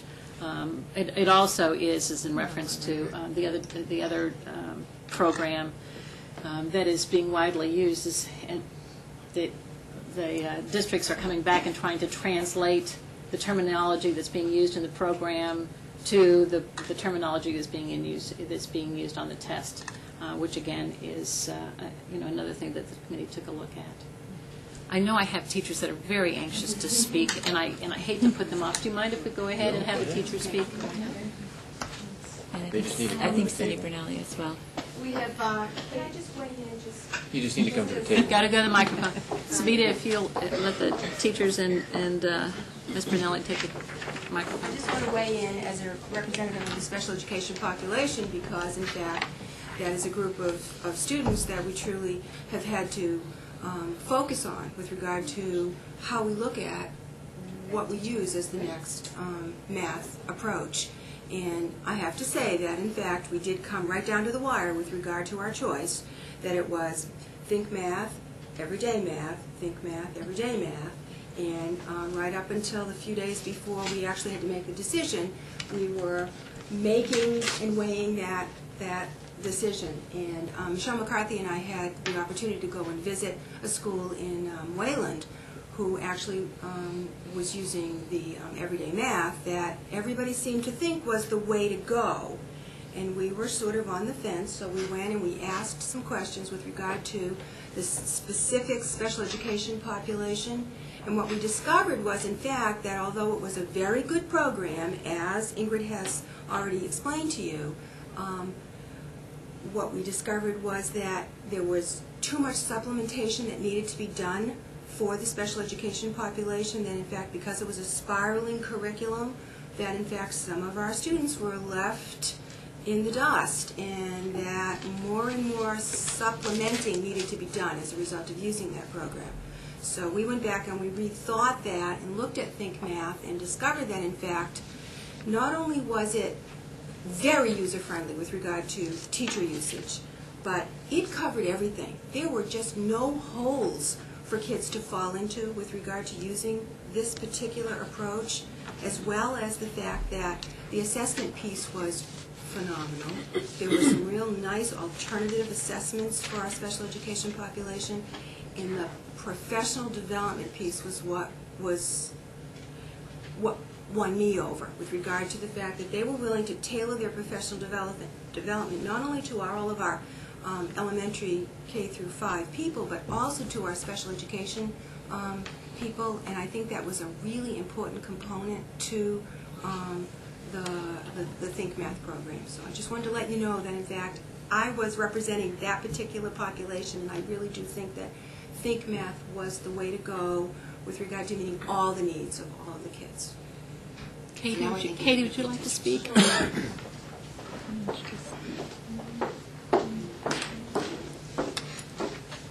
My name is Katie Young. I'm a 4th grade teacher at the IGO school, and I was on the Math Curriculum Review Committee. Like was being said, we were really torn. We went back and forth between Everyday Math and Think Math, and they're both wonderful programs, but this one does. Think Math does have, it has a leg up on it. The professional development is wonderful. However, what I decided to do, just to give it a shot, was teach a whole chapter. So the last week and a half or so, I taught an entire chapter on division because that's where we were. Granted, it's not fractions and decimals, but it's probably one of the least enjoyable because it's just, you know, it's you've got to practice it, and it's not as enjoyable as some others, I would say. But the children loved it, and I told them right at the beginning that what I was using was some materials that I got from a program that we were looking at. And I told them I wanted them to be honest with me. If they didn't like it, they could tell me. If they loved it, they could tell me. If they thought something was more challenging or less challenging, I really wanted to know how they felt about it. And I feel like they were very honest with me, and based on just my observations in teaching for the last almost 2 weeks, the one chapter, they loved it. I was able to teach the whole chapter using the teacher's edition and the student materials that I copied with no professional development. And I gotta say, it was probably easier than planning what I was planning in the past because it was all there. It really was easy to follow and enjoyable to teach. There were some open response questions that were part of the curriculum, part of different lessons. They were either perfect for MCAS type questions, or I could change just that last part. Instead of saying explain your thinking, I might say use pictures, numbers, and words to explain your thinking. So it was really exactly what we're looking for that type of question. And I just thought it would be interesting. I asked my students today when I knew I was coming here to do a free write on how they felt about the Think Math program. And I told them, I said, be honest. And I do believe that they were honest based on what I've seen. So if I could just read a few quotes from some of my 4th grade students, from some strong math students who really love math or it just comes natural to them. One student said, we almost finished the whole packet. I gave them a packet. And I hope there's more. Another student said, it's a little hard and a little easy. Another student said, this is a student who's very animated. He says, I really, truly love this new math program. And another student who's always very thoughtful, she says, the games make you think about math and explain a lot about division or multiplication, because the way division is introduced and taught is through multiplication because they're inverse. You know, so that's some strong students. One of my average students who is a hard-working child and he always does his best, but math is sometimes challenging, said, I used to hate math in capital letters, but now it's just not my favorite subject. I have another student who also absolutely, you know, wouldn't say she hated math, but it was just such a challenge. There was not a single concept this year that's come easy to her. Sometimes she'd try so hard and she'd get tears in her eyes. And her response, what she said was, I enjoy the new program and I think it's fun. And she has been successful. The way the program is set up, it's everything that I've had them do, it gets progressively harder. So she can do the beginning part and she's successful. And I've told her, this is exactly what I want you to do. I'll tell her what I want her to do. She can do it and she feels that success. Now she likes math. She's told me, I want to do more math. And that's one of my lower achievers. I have a student who receives some SPED services, and he said, I like how they give you lots of choices. I have another student who receives almost half the day, gets different SPED services, and she said, division didn't make sense at first, but when I learned it more, it started to make sense.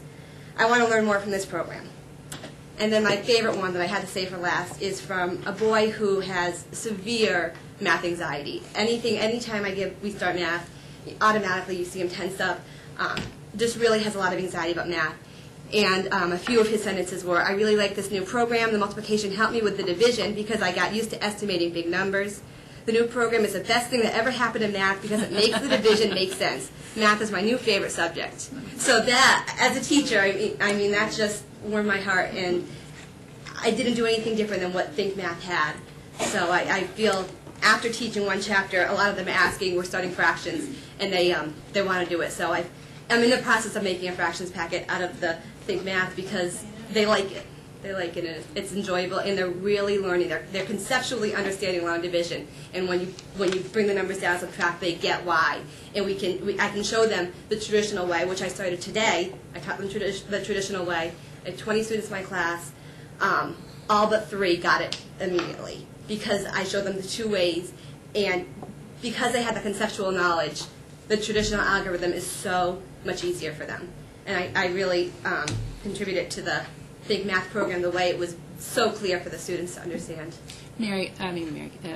Katie, I know that you looked at the 4th grade materials in particular, and you were looking for lessons that would address the weaknesses that our students have shown on their MCAS tests or in the past, things with your current students. Can you tell us what you saw in Think Math as you looked at the entire program that Yes. made you think that this was a good program? Especially fractions and decimals, seeing as Please. how that was one of the concerns. And I was looking through the program just tonight, so I'm glad you asked. And it really encourages a conceptual understanding of fractions. It's not just one number over another number. It starts off right away with discussing what the whole is, fractions of a whole, fractions of a set. And it does it in chunks. And it's slow, but it moves along. And it only introduces one little part at a time, and they practice. And then another little part, and they practice more. And that's exactly the way division was. And I think, especially seeing some of my children that often struggle, pick up division like it was nothing, I have a lot of confidence in the way it's introduced. I think it was the second or third lesson in the chapter. It starts talking about, I can't think of the word now, if it's 1.5, or 2.5. No, just find that word. Yeah, I know that word, of course. But like 9 over 4. Improper brackets. Or if it's 1.5, or 2 1/4. Mixed numbers. Thank you.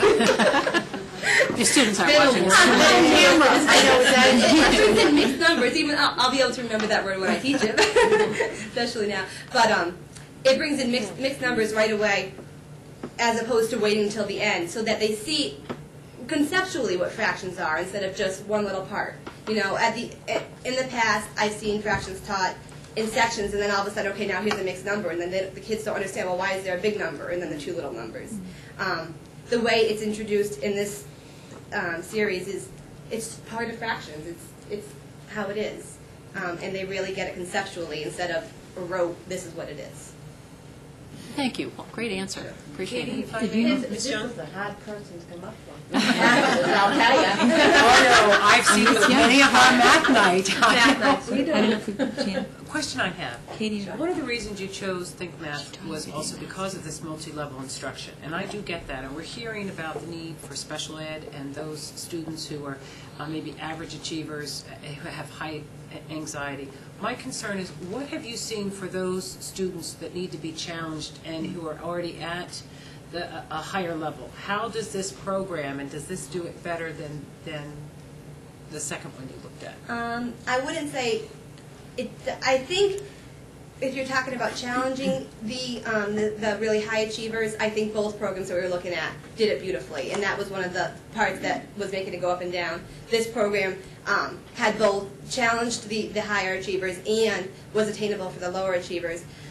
But that was one of my concerns, and I voiced that at the committee meetings and in my own classroom. I stopped after the second day of teaching it. I stopped at individual desks and I said to each, different children who I had in mind that either really got it, or I had one student who just gets it conceptually, and it's so I love his thoughts when he asks during lessons. But I went right over to him on the second day and I said, "What do you think?" And he said, "It's fun." And I said, "Well, is it challenging, or is it really easy for you?" And he said, "No, it's challenging." And the thing was, what I had given them was the lesson activity book pages for that lesson, the practice page for that lesson, and the extension page. And because, for me, just making a packet, because I don't have all the materials, was the easiest way, he was never able to get through, he and other children who were like him, were never able to get through all of it. And it wasn't busy work. At the end of each, the lesson activity book, the practice, and the extension, at the end is always more challenging problems. And those more challenging problems were wonderful. And they were multi-step. They had to really think about the problem instead of just saying, I remember when I was in school, it was, if it says how many in all, then you add. And that was the way it was. They couldn't do that. They had to really think about, what is this problem saying, and how the problem makes sense to them. And then they can go and do a number of steps in order to solve, which is also what's asked on the MCAS very often. And those problems I found to be a good challenge for them. Some of the children were able to do it without help, and some needed help from their peers or from me. Often I would sit with some of the lower achievers, and I would let the children talk, and they just talked through it, and they were able to help each other. And then when I looked at their work, they had all their work, and they really were able to answer those challenge questions successfully. So I thought it was a really good challenge, but they could do it. Ms. Young, I know that you, before you came to Foxborough, I know you taught everyday math. I did. And now you're talking to us about Think Math. Yeah. Perhaps the committee has some questions that contrast the two of them. I don't know. I just didn't. I knew that, but I knew that you didn't know that. So if you had any questions, that compare the two, Katie would be the one who can answer them. Okay. Can you tell me, go back to the higher achiever? Yeah. Again, my sense is that you liked everyday math for the high achievers. I did. So do you really, having taught it, do you think it's as, do you think Math is as good or better than everyday math for our high achievers? I think Math is as good as everyday math for the higher achievers. I think no matter what a program has, you're always going to have children who are just above it, children fall all over the spectrum. And I think that it's up to the teacher to make sure that children are being challenged as much as they can be and should be. When I use everyday math, I don't feel, looking back, that it was any more of a benefit for the higher achievers. It was a very different community, and it was a second year of implementation of everyday. So I don't feel like I have a great grasp on everyday, but I did do it for a year, and I'm like I said at the beginning, I went back and forth depending on the day, depending on what time of the day you asked me. At one point I'd say I was leaning towards Think, and then every day. But by the end, just based on everything that I saw and heard, I really feel like Think Math is the way to go, and I think it will challenge the higher achievers. And that was a major concern because I don't know if you can tell by listening, but I really enjoy teaching math, and I think it's wonderful, and I think that challenging those high achievers is one of the most important things, as important as helping the special ed students and the lower math achievers be successful. I have one question. It's evident your enthusiasm, and it's great to see. I just want to say, you talked about the multi-steps and that challenging problem. Yeah. But of course, as we were talking about the MCAS questions, that there are multi-steps to those questions as well. Did you feel that this program was able to help those students, just on the average student who had to attack a problem on multi-steps? Did you feel like it gave examples? Yeah, it's not in every single lesson, but every few lessons I think it's called Right Math at the bottom. Is that? And there's lots of Talk Math. Talk Math I loved it. Mrs. Sullivan actually saw one of the lessons that I taught with it. And the Talk Math, in every lesson there's 4 to 6 different opportunities to talk math, it's called. And they're just questions that really promote thinking and listening for math. But back to I think it's Right Math. There's an open response question, and that's what I was talking about at the very beginning when I said if it doesn't say exactly the way MCAS is stated, it's very close. And if a teacher wanted to it's only about 2 lines. When I've given them, I don't type it up. I just write it on the board and have the children write it onto the papers that they're working on. They're that short. But they do really encourage some higher level thinking and some conceptual understanding in order to answer the question. And then if the teacher wants to say, use pictures, numbers, and words to explain your thinking, or whatever, any one of those phrases that MCAS uses, it's very easy to do. It's good questions that would lead to that kind of thinking. Thank you. Sure. Mary, did you have something you wanted to say? I don't know what, she said it all. Well, we'd like to listen to you, too. I'm Mary Carino, and I'm at 2nd grade at Burrow. And people who know me know that I love math, since I do the math nights every year for 2nd grade. But what I was looking at when I looked at the program and tried many lessons in my thing was for somebody who isn't in love with math, that are they going to be comfortable teaching the program? And I think they will be. I think that, as they said, it was embedded, professional development's embedded. What I liked about it, they always started with a problem of the day, which you had a journal entry. I do a journal entry now, but that's a supplement to our program. It has nothing to do with the program that we have in place right now. And the challenges for your higher level child are within the context of what you're teaching, which is wonderful. In other words, if you're working on money, the challenges are in money. You're not giving them challenges on, oh, they should know their multiplication tables. It's like activities, but with higher level thinking skills. So what's nice is I did I'd already taught the algorithm for triple digit subtraction. And I had many kids who were having trouble with it. And I used a different conceptual way that Think Math did. And so I said afterwards to the children, I did the same thing, I polled my class. The children who were my higher level math who got it right away, like the traditional algorithm. The other children who had been struggling with, oh, this is easy now, because it was a different way of thinking about the same concepts, but it went more from using concrete tools to a next step level that they were able to see and they could visualize to use to solve the algorithm, which was a pleasure for me to see. It wasn't in my toolbox before. So it was an added tool that I really liked that was provided by Think Math. I also saw in Watertown, and I came back and tried all of the, anytime I go out I try something new anyways. I love trying something new. A first grade game that taught fractions, since we're talking about fractions, on using a number line. And children were able to they didn't know the terminology yet, they could find the median, they could find halfway in between, and they were in first grade, but they had fantastic conceptual number sense. It wasn't at the algorithm stage, but that's what we're doing. We're developing it, so when in fourth grade, it's going to be easy. And I think the traditional algorithm is a major parent concern. Parents want their children to know that traditional algorithm because that's what they learned. And I just wanted to add this. Teaching them the way that Think Math does really lends itself beautifully to learning the traditional algorithm eventually, but then it makes sense. It's not just a rote memorization, okay, I know I need to bring down, and then I don't know what number to bring down, but I'll try this one. When you try to learn the algorithm before you know what it means, it's really memorization.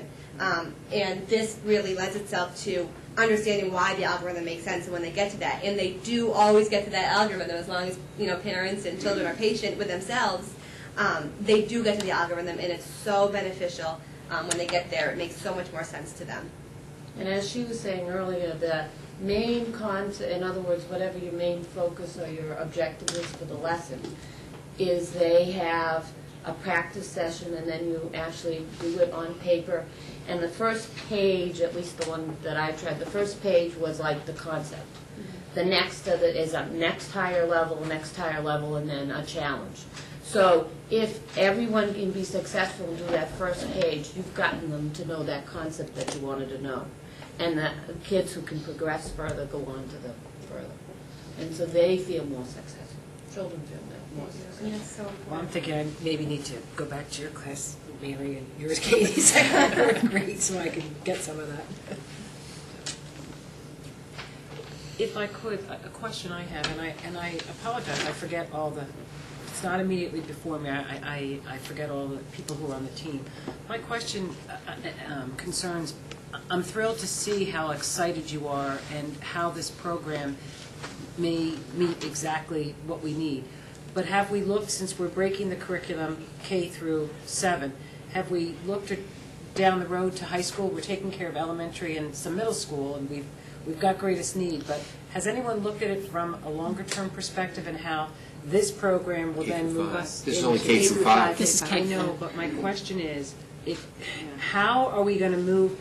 This may be the best program, but we're going to commit long-term big dollars. And I want to know, has anyone served on the team who's at the middle school, who's at the high school, and if we build all of the right concepts, and we're really excited about this program, and we think we have the data that's going to really give us that return on investment, part of that equation has to include down the road. And I know you can't put the horse before the cart, and to do it well, we've had to break it into chunks. But I'm afraid, because we've been so long, we're out of alignment, and we've been out of alignment for years. So how will this reap the benefit in middle school and in high school? Andrews, you want to jump or you want to go? I'll jump. Okay, go ahead. We'll let you jump. Thank you, Katie and Thanks Mary. I so much. I appreciate it. Thank you so much. On the committee were several sixth grade, two sixth grade teachers, a sixth grade special ed teacher, a grade 7-8 math teacher, to keep an eye on just what you were talking about. Will this program feed into what's being done at those levels? So will kids be prepared? Will our students be prepared for our 6th, 7th, 8th grade program? We are doing a grade 7 through 12 review. 6, 12. But that's what I was going to say, since we talked about what do we do with our 6th grade, since this program, in our view, is the best program, we're folding the 6th grade into that review, so it'll be a 6 through 12 review. So that representation, that was their role on the committee, was to look at how is this going to feed into the program at the middle school. Is there anyone here tonight who could address that? Because that's a concern that I have. There were two. Sue Abrams was on the committee for the middle school, and there was a teacher here earlier. Cynthia Schneider was here earlier. Has she scooted? She had to go. Sue, do you want to go ahead and respond? While you're coming up, will this program be expanded to 6 through 12 in the years to come, or? Okay, so this program is only meant to be K through 5. Yes. I think what happens at the middle school in math affects high school math programming, both within the course offerings that are offered now, as well as the facility and mastery of the students within those programs. As we've talked to Dave Walkins before, they adjust based upon what the students are able to do, so they've had adjusted the courses now. 6, 7, 8 is a traditional middle school curriculum, so that right now, looking at the opportunities for the strong foundations that Think Math has to offer, we need to consider where 6, 7, 8 fits in, and how that would adjust what we're doing now. 7, 8 is a very strong pre-algebra, algebra program right now, which we've worked on with the high school. And as they lost the integrated math program, and we put in this pre-algebra, algebra program. So what 6, 7, 8 will look like as a result of this, I can't tell you today. Can I add something to that? My expectation is that as students come up through this program, because I was an 8th grade math teacher, so I can also look at this program and compare it to the skills that students have come up with. And a couple of years into the Think Math program, and we will need to look at our 6, 7, and 8 program and say, is that being challenging enough? But it'll take a couple of years before we'll reach that point. But is the 6th, 7th, and 8th aligned right now with the frameworks? Right now, the 6th grade has the same basal program with supplementary materials. 7 and 8 is a pre-algebra and Algebra 1 program that's pretty common in most of the middle schools. We use the Prentice Hall program, which has many of the components that are lacking in the basal program. But as we look at 6 as the hinge between a strong K through 5 program with the problem-solving focus, how does that feed into the 7-8 that's very, very good? The Kate is exactly right. In the fall, I asked the school committee to accept a curriculum cycle, and at that time I explained that it means that over 6 years' time, all of the subjects would be reviewed. This was the review and evaluation for the K-6 program. And Kate, you're exactly right, because it's mandatory that you have that linking pin person. If you're only going to do a K-6 review, you have to have the linking pin person who says, all right, this is what we do in our program and over here, and this is what you're trying to do over there. We can't get this done if you don't get the kids to this point. And so that's the reason why the 7, 8 representatives were in this committee. It also occurred in ELA. Going forth, I wouldn't separate the two. I would have a full committee, a K-12 committee. So, for example, next year, as you go forward, your science review will be K-12. If you look back on the cycle, it's cumbersome in English and mathematics because the programs are so large. On the other hand, in order to have just exactly what you were talking about, Ms. Kaminsky, and that is everybody speaking about, here are my frameworks, here's what my students need to know at the end of the year. In order for me to get them there, they need to be this far at the beginning of the year. So they need to look at what comes at the year before them. So going forward, you'll see that all of the curriculum cycle addresses it K-12. But right now we're where we are, starting with a K-6 program, and then with the plans that, in this case, it will be a 6-12 review. In that case, we will also have somebody from grade 5 on the committee who would be teaching grade 5 and saying, all right, here's what we're doing, here's the things that you can expect grade 6, going forward, so that as you choose a program, you don't miss something that's not out of sync again. But going forward, you should keep it on a K-12 review. I did have a meeting with Dave Walkins around January after the parent meeting to talk about the direction the committee was going and get his thoughts in terms of how that, anything he would like to add to the evaluation of the programs. So we did seek out that high school feedback.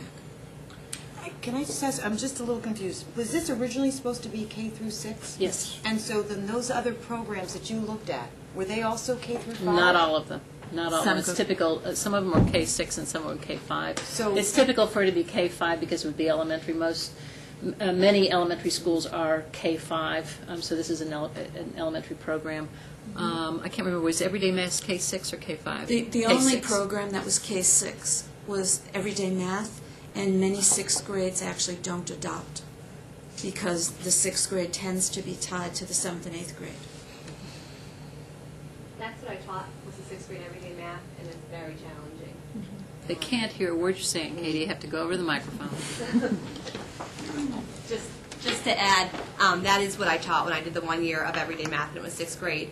And talking about the special ed children or children who struggle with math, when they fall off that spiral, it's so hard at that high of a level to get back on. So even though they had 6th grade, I don't feel like it was a big pull for every day because I didn't see great success. Thank you. Since we've heard so many times that the difference between the two programs, people went back and forth from one program to another, do we have a slide that compares the projected cost of each of the two programs? We do have We have the material, we don't costs. have the slides. Okay. We do have the cost of the two programs. But yeah, the big items, and you've been saying 120 because I told you to say 120 That's all correct. along. However, Right. the cost of the hardcore program is approximately $75,000, $76,000. We haven't given you the final number on that because now that you're in a curriculum cycle, and it'll be 6 years before you come back and revisit mathematics, we want to make sure that we have all of the materials for the students. So we are in the process of doing a full inventory. We want to make sure that the kids have scales, they have some other I'm sorry? Calculators, some other items that should be incorporated into the program to make sure that it's sufficiently carried out. Although Think Math does come with a package. I think we've got one, a manipulative kit. There are some other things that they recommend that the student, there it is, that some other things that the program suggests that in most cases, in many districts, they have them on the shelves, and we don't have them on the shelves. And again, those would be things like scales that wouldn't be in individual kits. So we're running the inventory on that. So the program which you've been telling us is 120 is actually substantially less, but then you Absolutely. would add some additional ancillary That's right. costs. And keep in mind, we also got the bid from Everyday Math, but that was a K-6 program. Right. And we're talking about a K-5 program. Their final numbers, I'm looking at Andrea as if she's going to remember it because I can't remember off the top of my head. It was, I'm sorry? I thought it was 90,000. 90,000, very close to including grade 6.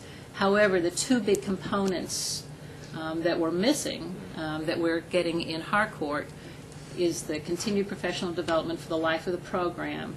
And again, yes, we can provide that. We could fund it out of something else. But to have the experts in mathematics who are working with this program to come back and teach new teachers and reinforce old teachers on the program that they have is critical to implementing the new program. The other piece is the online component. And, as we said, with the teacher, well, I got hit by two groups. One by the parents in January who said, "Online, don't you have online?" Where and the online has been promised to us by Harcourt. Again, for the life of the program, that's over the next 10 years. And it has an online assessment piece, which is what the teachers just thought was marvelous, because it gives teachers a break. The students can take some of the tests. Some of these, we're talking about formative assessments, and I'll address that in just a second. But some of the formative assessments they can take online, and then immediately they get scored, so the teacher will know what to do for tomorrow's lesson. What are some of the things that the students learned and they didn't understand? Formative assessments, an MCAS is a summative test. You can't go back and take it again. You take it one time, and that's your score. Formative informs the teacher. What is it that our students are not getting? They are benchmark tests. They are, you think of them as unit tests. However, it's also with that idea that it's not to just give a grade to the student, but it's also to tell the teacher what is it that our kids got, what is it that they didn't get. And so this program, as the other programs, does have that formative piece. I was very carefully avoiding Everyday Math, but now everybody else is talking about it, so I'll go ahead and say something to that effect. One of the things that we found with Everyday Math that was of concern to us was, again, the formative tests. Everyday Math is based on what they call a spiral. And the theory behind it is well-grounded. The thought is that I'm going to introduce something here, and then I'm going to go to someplace else. If you didn't get it, it's okay, because I'm going to come back to again on the cycle. And then I'll come back to again on the cycle, and I'll come back to again on the cycle. The problem with it on the special ed students and what the people that are using are finding is this child has forgotten that first lesson because we went on to something else. Also on the spiral, they introduce things that are on level, but they also introduce things that are just introducing something that a student wouldn't be responsible for 2 years. And it causes problems with the parents because the homework goes home and the parents say, "Oh my gosh, my child was supposed to learn this and they're not getting it." And then, well, they weren't supposed to get it. It was just being introduced. These are some things that Everyday Math is now addressing with their new program. In fairness with their program, I was very concerned. And they are addressing it, but they have addressed it to the point that it's looking a lot like a new program in itself, even though it still says Everyday Math, but it's Edition 3. So these are some major changes that Everyday Math has made to their program that Think Math already addressed. Where you will see, and we certainly will run this information for you, but on the Hockomock League, you won't see people that adopted edition 3 of Everyday Math because it didn't exist. It's changed because of the problems that it has had, and those problems have already been addressed by Think Math. So those are some of the things that you'll see. Because EDC has developed this program, they took into, you listen to Sabita, thank you very much for being here this evening. What they did was they took a look at all of the leading programs and said what's working and what's not working. And although, as Sabita pointed out, this is based on brain theory, that is, introduce an idea and allow children to create those dendrites, those connections, figure the pieces out. The cycle for Everyday Math is a wee bit slow for that, so that we forget by the time we come back to it again. Instead, they're using the brain theory that is saying how many different ways can we look at a concept, and that's what Ms. Young did such a nice job of. Thank you very much. A nice job of saying, all right, here's the way we used to teach it traditionally, but here's some fun ways of doing it. Here's some manipulatives. Here's a different way of introducing it. They are still the same concepts, but through Think Math, they're being introduced in different directions. I don't know what I was trying to address, but thanks for the opportunity to say whatever I said. The $75,000 is their preliminary proposal? Before fall negotiations. Kathy, do you have the final numbers on it? That's the final. Yes. Ms. Zapsik is sitting here. She is our salesperson. That's the final number. We already negotiated lots of supplementary material. No. We've played the negotiation game. You have to go to the microphone. You have to go to the microphone, Kathy. They can't hear a word you're saying. This is Kathy Zapsik. She is the sales representative from Harcourt. And no, this is not just an initial number that we are bringing to you. We have negotiated. We have met with both Ms. Zapsik and Mr. Masters from Harcourt to get the best deal that we have. And some of that includes them throwing in all of the online for the next 10 years. As I said, I think it was $13,000 per year for the online piece from Everyday Math. I can be corrected on that, but I think that's fairly close to it. I think the reason you had 120 originally was you asked me for a price quote in the fall, or, you just asked probably everybody, just so that you would be able to sort of figure out what you might need to budget or might ask them to budget for. And that was a price back then. It was like That was on their basal program. 116, 118. Because they didn't have pricing on this yet.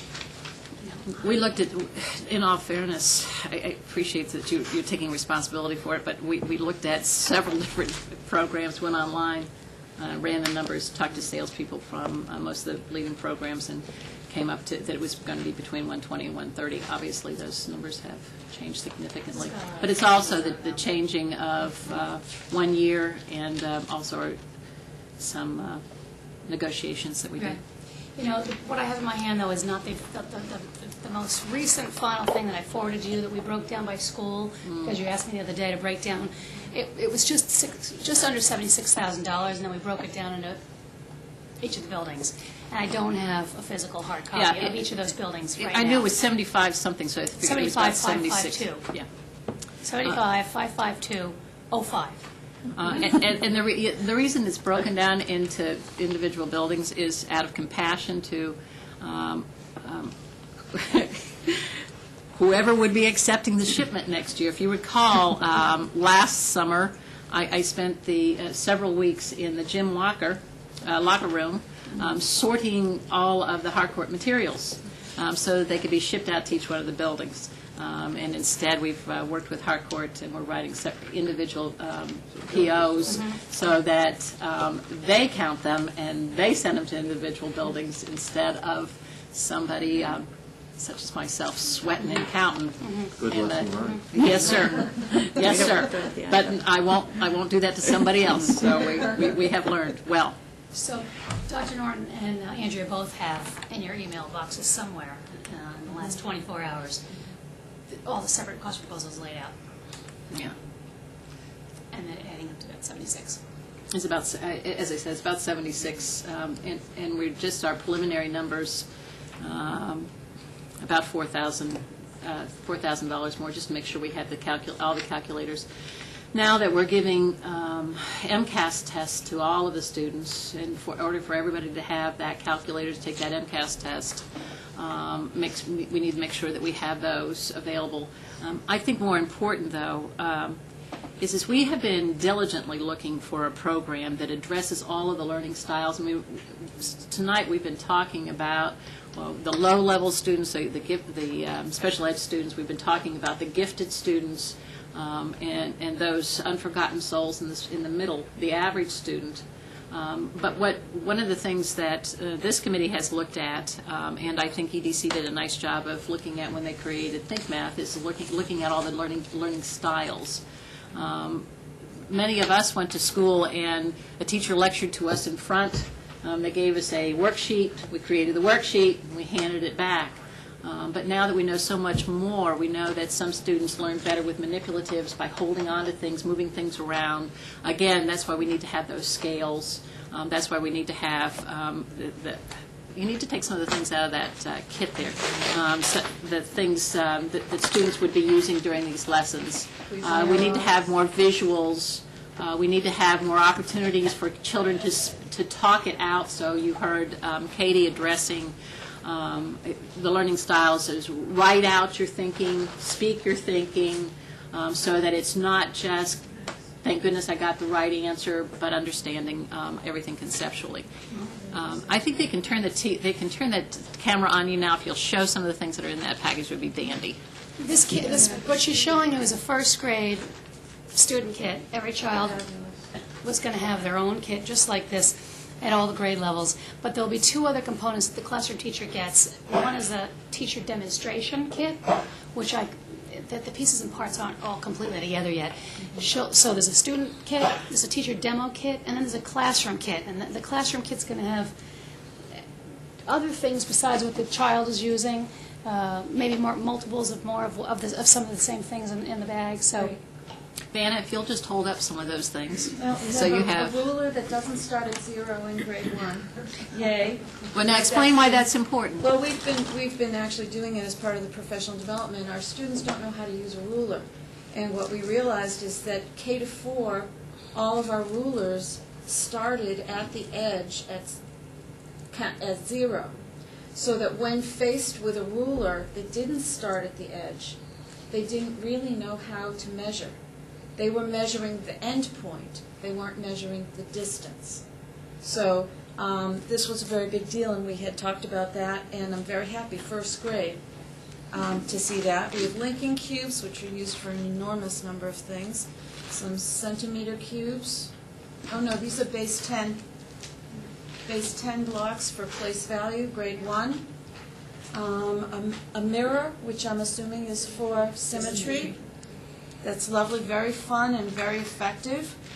Cuisinart rods, which are used for fractions. Measurement, they're very, very versatile. And, pattern blocks, again, used for symmetry, used for fractions. Just colored tiles, enormous number of usage. Introduce the idea of area. Sorting, these also, 2 color cubes used for a lot of probability activities. All of this in the first grade? This is all in the first grade, and we have our money, different coins, front and back. Lovely. Every parent can appreciate that. Parents can handle the money, but some of this other stuff. It is actually interesting how many students don't have a lot of experience just manipulating coins and recognizing the two sides of a coin. So if they're faced with the back, it becomes something completely different. So this is great. We would buy those packages every year for the students that come in? No, this is a permanent kit that would stay at the school. In the classroom. A teacher would have 25, so that there'd be one for, and you'd reuse them annually. And that's included in this cost? Correct. I also have, I'm sorry. No, I was going to say, I mean, there will be certainly times over the years where all of a sudden some of this money disappears and some of these things disappear. You know, they're. And we do have some of this, and we've started talking about how to, as part of the inventory, how to store enough to maybe replace from materials we already have as a possibility. And if you would like to see also, besides the manipulative kit, I did bring 2 grades worth of the texts for you to take a look at if you'd like to do that. And no, I brought grade 2 and grade 5. I thought that would be a nice variety. Why don't you just hand them to them? You're giving us a test already? Text. No. Text for the next. You're safe. Will there be formative test? You know, with the ELA, where there's every year there's going to be supplements that have to be purchased. They're called consumables. Consumables, yes. Yeah, the consumables for Harcourt are in spelling books and practice books, and there are practice books that will come with mathematics. So each year there will be an additional cost? Well, you can presume that, but just like English, for example, the Harcourt, we purchased, you pass it down there. The Harcourt. Passed first grade already. Yeah, I've seen it, thank you. This is a hardcover reference book that's available. I'm sorry, Dr. Norris. I'm sorry. So there will be some consumable workbooks that you need to buy. I can't hear you. Yeah, Katie, what we call them consumables.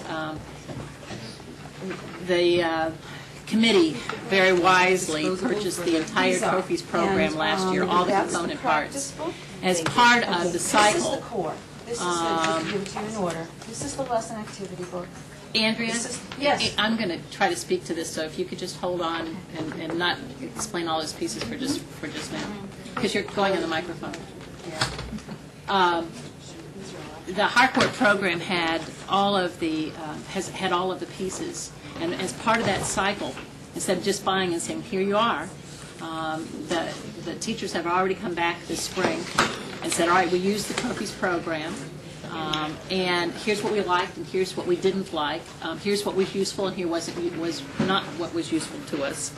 So that we had a lot of different assessment pieces. We had spelling books and vocabulary books and practice books. Some of the things they have chosen that we need to purchase again, and some of the things they said, a page here, a page there.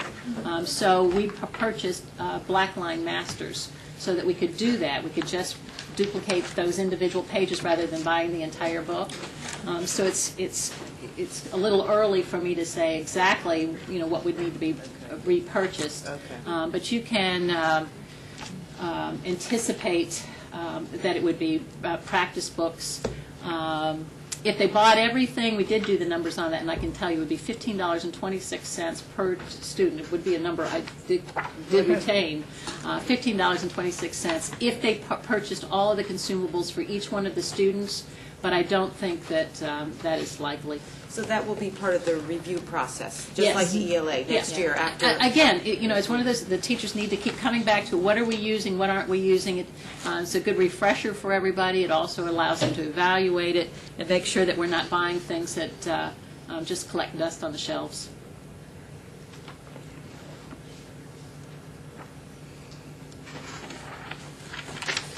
Well, this half hour went by very quickly. So much for being ahead. I think what's probably going to be important for the parents out there is that we do have the neighborhood school system, which means we have 3 elementary schools. And I think it's very important for everybody to have the same level playing field. And this new program is going to do this, because it's going to show us that each school is going to have the same tools, the same equipment, the same direction. Because I've said it over and over and over, these children will come together in the middle. And they have to have a level playing field. And if this is what it takes to do this, then the parents should feel good about the fact that we are investing in a new program, that each of the schools will be taught at the same action plan, and I think that's important for parents to understand, because obviously things are a little bit fragmented right now, and a teacher might be teaching what they know or how they know. This will bring us all together, and I think that says it all. Thank you, Ms. Slattery. I think that's what's appreciate important for me, because really, if they're all going to come together at the middle school, and we have to assure every parent that they're all going to be on the same playing field. I did want to say that I really commend the Math Review Committee. There were 18 people who met twice a month. I would try to scurry over there, hit what I thought was going to be the end of the meeting, for nothing else, to find out what was accomplished at the meeting and to say thank you. And they're still sitting there. They're still waiting. They're still working. They're taking materials back. They're trying things out. They worked extremely hard. As far as tonight's presentation is concerned, I did make note of the things that you saw that were lacking in our presentation. We tried to move it before. Last year for the ELA program, we did not present until May, right. Which gave us ample time to put all of those slides together, put everything onto graphs and charts. We were trying to move things up, and instead of just presenting numbers to you, notice that this year, instead of presenting the numbers and the charts and the slides, we brought the teachers in who spent the time looking at the materials. As Ms. McCarthy pointed out, because Ms. McCarthy served on both program reviews, both for ELA and for mathematics, this particular program review was extensive. The teachers were very meticulous, looking at not only some articles that discussed best practice in teaching mathematics.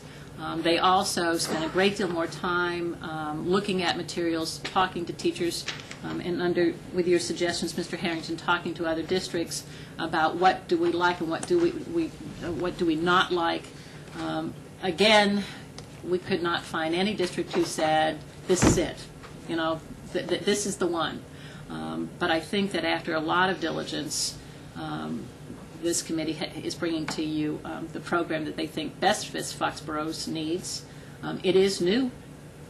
Are you taking a risk? Well, you're taking a risk because you can't look at it and say, well, gee, Brookline got 100% of the kids at proficiency level. But you're not taking a risk because the committee has taken a look at all the materials. They have compared it to all of the programs that existed before it. The lessons that are in it are the ones that each grade level teacher was looking at and demanding be in the new program. You had a 14-4 committee vote on it, and the 4 people that voted for Everyday Math instead of Think Math said absolutely they would support this program too. I will be more than happy to give the answers to these questions that you asked. Be more than happy to put all that together as well as the final numbers. But I wanted to get this to you as quickly as possible so that you have an idea of how much money we are talking about, because we are not talking about the $120,000, $130,000 that I insisted that you keep in mind throughout the year. It also is important for you to know that next year's, if you choose this program, next year's review would be for 6-12 and not for 7-12 as we had originally spoken. So you're not looking for a vote from the committee tonight? I would love a vote. I would love a vote from the committee, but I want you to be comfortable. The reason that I would love a vote from the committee is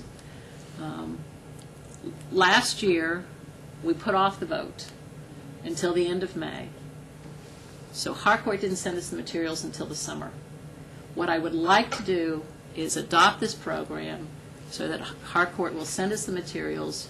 We have arranged with them, if we adopt early enough, for 3 days of professional development, 3 half days of professional development, so that all of it, as Ms. Slattery said, we are one district. All of the kindergarten teachers would be in the morning of day 1. All of the district's first grade teachers in the afternoon. They will get the teacher's guide. They will be introduced to it. They will hold it in their hands. All of this in June, so that they have an opportunity to play with it, look at it, before the end of the school year is out. And then we have so much construction that's going on in many of the buildings, so it's going to be difficult getting it into their classrooms, but this would be an opportunity to get it into their hands and not wait until the day before school to say, here's your new program. So, Mr. Harrington, I would prefer that you adopt the program, but I think you need to be at your comfort level. But if we were to, at our next meeting, adopt it, it wouldn't change your schedule very much, would it? Ms. Zapsik, how soon do you need to know? The 23rd. The 23rd of April. 2 weeks. Our scheduled PD is June 5, 6, 7. Yeah. So if you, April 23rd? Mm-hmm. So that means on the 24th, you have PO ready and we set a PO in? Well, POs for each of the schools. Mm-hmm. Yeah, that still gives us 4 weeks for shipping. Can you make it? Absolutely. Okay. Yeah. So Ms. you can Zapsik get says us she the can do answers it. to our questions and we Yes, can we vote on it can. at the next meeting? You're more than happy to. I'd be more comfortable with that. And I would really appreciate, we're going to go into spring break, so next week, and that would be the week before. So it's going to have to be taken care of this week. Any questions that you think of after tonight's presentation, anyone that's out in the audience that's watching this presentation, if you have a question, if you will email it to me, we'll put all of that information together to make sure that all the questions are addressed so that you're comfortable with your vote. Okay. Please. Can I just add one thing? Sure. Dr. Norton, you just made a reference to Brookline, and if you don't mind, I'm just going to add to that, the reason why she mentioned Brookline is because Brookline has adopted Think Math. They have made the decision. Malden has adopted Think Math. We are not alone. Other communities are beginning to know this program and loving it. So that was what I think that was why Dr. Norton made the reference. We can't tell you if all of Brookline's students will be proficient at the end of a year. It's because their adoption is starting next year. And Andrea, in keeping with that, Brookline let go of one of the top 5 programs. Correct. They're dropping investigations. They were not happy with any of the others, and like Foxborough, found the Think Math program and have committed to it. I'll just add that both the assistant superintendent in Brookline and the math director would be happy to, if you wanted contact information, they'd be happy to answer questions about the incredibly thorough review of who they went through and why they chose it. So. And actually, their website has some materials. Mm-hmm. They just adopted in the last few weeks. Okay. Thank you. Thank you. Thank you very much. Enough? And congratulations, everybody that worked so hard on the committee. Thank you for all the information.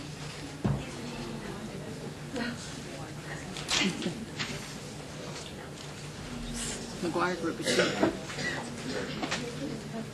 Oh, Dr. Norton, could I ask that the committee receive a copy of the PowerPoint presentation? This PowerPoint? Yes. Certainly. Thank you very much. You know, Katie, generally we post this on the portal. Can we keep this to take home and look at? How about give me a couple of days, and I'll post it on the portal in addition to the new slides that you want. Can you make sure that we each get copies? Sure, you don't want to just go online and see it there? No, You want a hard copy? Yes, please. Thank you.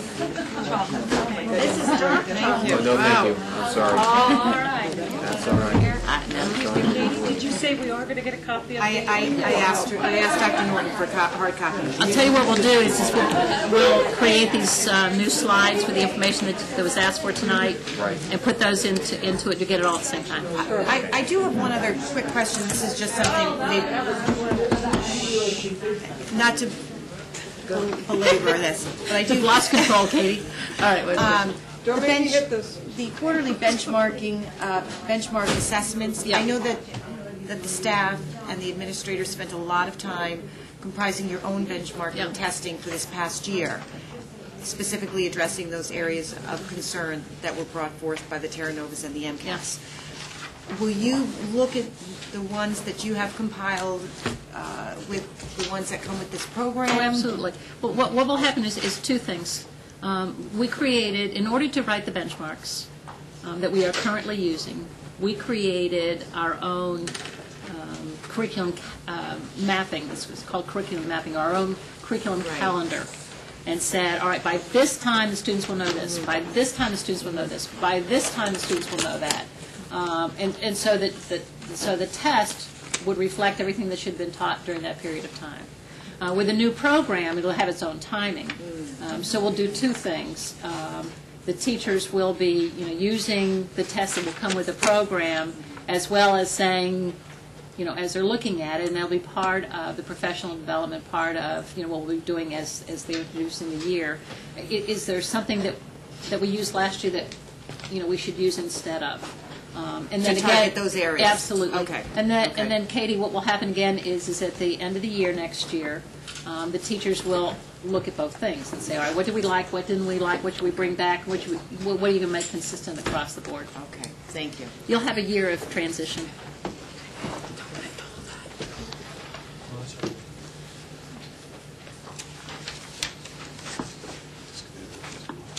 No workers' comp. Don't lift a paw. No workers' comp. Do it in sections. Those are heavy, heavy books.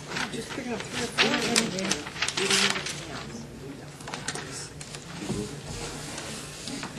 Okay, next on the agenda is the McGuire Group, in case you haven't forgotten what you want to say.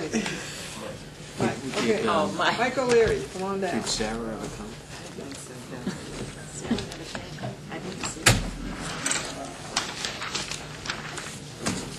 Okay, update on the McGuire Group. I've been working with them for about the last month. We were very fortunate to find a complete set of prints for this building, which they picked up. They've done their site visits. So I had their Stephen Phillips, their senior project manager, email me the status of the audit, and he said, to date we have completed approximately 90% of our on-site investigation and 50% of the report. We are currently continuing the report and finalizing the scope of work. As of today, it looks like the completion of a draft report will be around April 20th. My hope is for you to review it for its content and comment at that time, and if we can complete it any sooner, they will send it along. So we're hoping by the 20th we'll have the draft of the report. And Mike, you just want to refresh for the community when the letter of intent has to go to the state? July 31st, July 30th, we have to have a report done. So this will give us the information to help us fill that out, so we can send it in to the state. Will we have a copy of that preliminary report for our next school committee meeting on the 23rd, if you're getting it? I hope so. It may not be the final draft. No, it'll but be a draft. It'll be a draft. Preliminary. Yeah, and we may change it. It's dependent on the scope of work and what we find in the report and how we wish to phase it in and so on. So there will be a second and third draft, I'm sure. But, yeah, you could have a copy as soon as I get it. Sure. Great, thank you. Okay. And while I'm at it, quickly under other business, while I'm here, we talked about gardens at the Borough, which this is a good opportune time. We have 2 problem areas, one at the Taylor and one at the Borough. If you look at our CIP request over the next few years, we were going to ask for repaving at the Taylor School next year. Well, last March snowstorm, they had the spring fling, so the Highway Department was doing us a favor in plowing the upper lot where the kids used to play basketball at the Taylor School. The truck actually sunk and tore up hot top completely in that parking lot area. We knew it was failing. Well, it's failed. So we down looked at it. I talked to Bob Swanson what it would cost to repave the area, and he said it would probably be in about the $12,000 to $14,000 range to pave that. And Mr. Jackson and I went down and talked to the principal and talked to Betsy Acoyne, the phys ed teacher, and asked them how much it was used out there. They had old basketball nets which were not being used, and she said very seldom.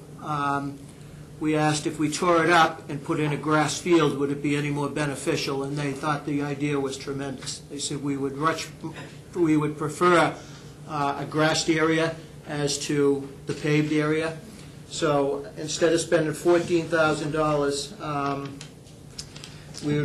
the highway department would tear it up and haul it away for us, obviously at no cost to us.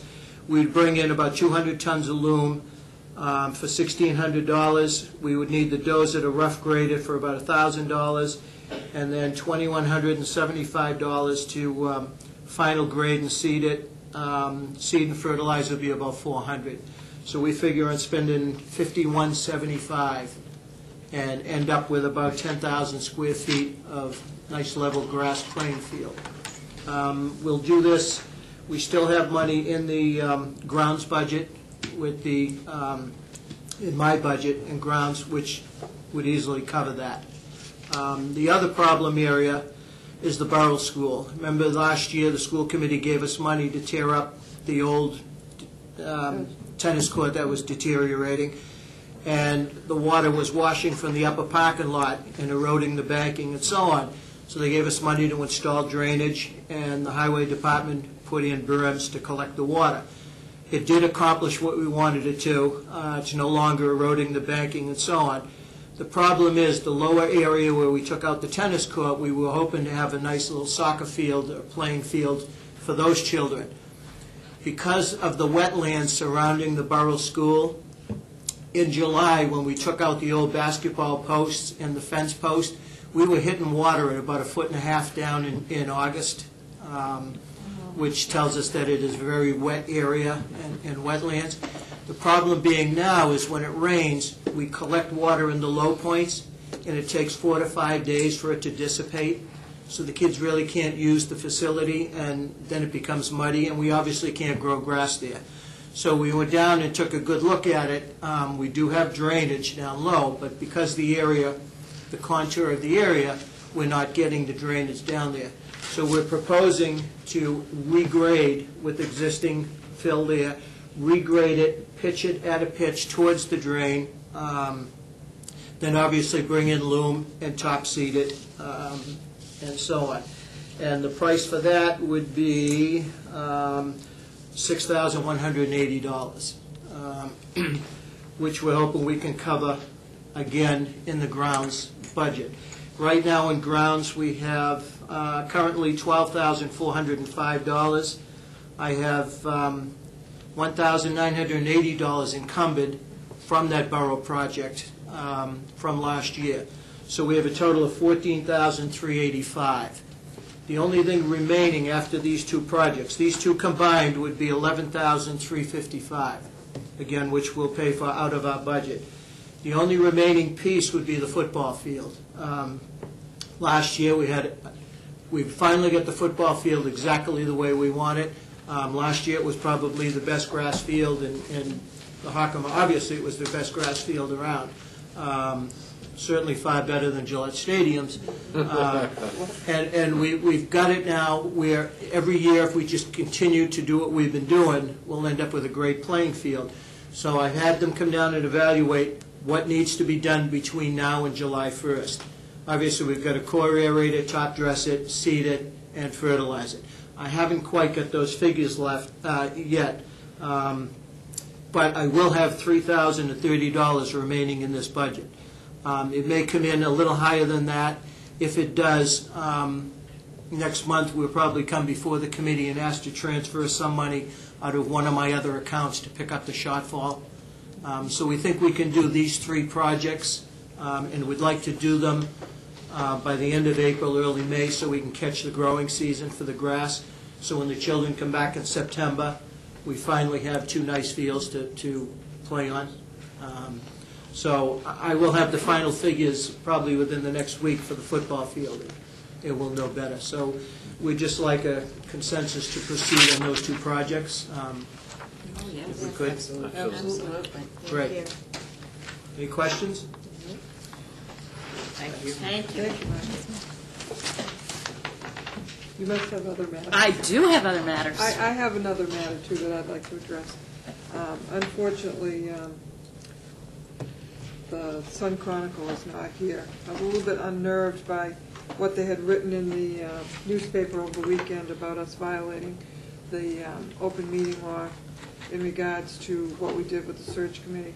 And this is probably why I don't speak to the media, because they have a nice way of putting a spin on whatever they want to report. You have to understand that when we set up the search committee, we met with Glenn Kuchar, who is the executive director of MASC, and he walked us through the process and what we should or should not do. And I'm a little bit unnerved when I read the Foxborough School Committee members violated at least the spirit of the state's open meeting law by refusing to identify the school superintendent filed to report earlier this week. We were told on the screening committee that we were to go into executive session and not divulge any information as to in regard to who the candidates were who were looking for a position, because you not only compromise their position where they are in case the employees do not know that they're looking for a job. And he made it very clear that if any of us disclosed any of the names, that he himself would report us to the district attorney. The idea of the search committee was to come before the school committee and present their findings and present their recommendation. We were not allowed to divulge any of this until the person or persons actually gave us the okay that they would accept being a finalist or whatever. So if anybody who put their name in wanted to speak to the media, that's fine, but anybody on this committee was not allowed. Personally, I kind of resent the fact that some members of the committee were questioned as to who this person was when they weren't on the school committee, and actually asked, the editor himself came on and said, well, off the record, can't you just tell me who it is? I find that offensive, and I just want people to know that this did go on, and it's, as far as I'm concerned, it's not acceptable. If it's not on the record, it shouldn't be off the record. So to put a person on this committee in that position, I take exception with that, and I hope it doesn't happen again. For someone, for a media lawyer, question Slattery's decision to hold with Modest's name. If the school committee was not disclosing that information to the public once the decision has been made, well, ironically enough, until the search committee came before the school committee, we didn't know. It was not to be addressed. Once the search committee is disbanded or discharged, as I discharged it the other night, then in fact it is made public. But up until that point, it was not public knowledge. It was not something we could disclose to the public. So I do take exception with this, saying that it violates the spirit of the open meeting law. I don't think it has anything to do with the open meeting law per se, because this has to do with executive session and the fact that we were not to disclose these names to anybody until the search committee came forward. And ironically enough, if somebody asked you about it, you couldn't divulge that information. Nobody on the search committee was allowed to divulge it. We were told this emphatically. Michelle, you're saying it. No, it's funny because people were asking me, and I said, I can't say anything. And the next day, like, my custodian holds up the paper. It's in the paper, but I couldn't say anything.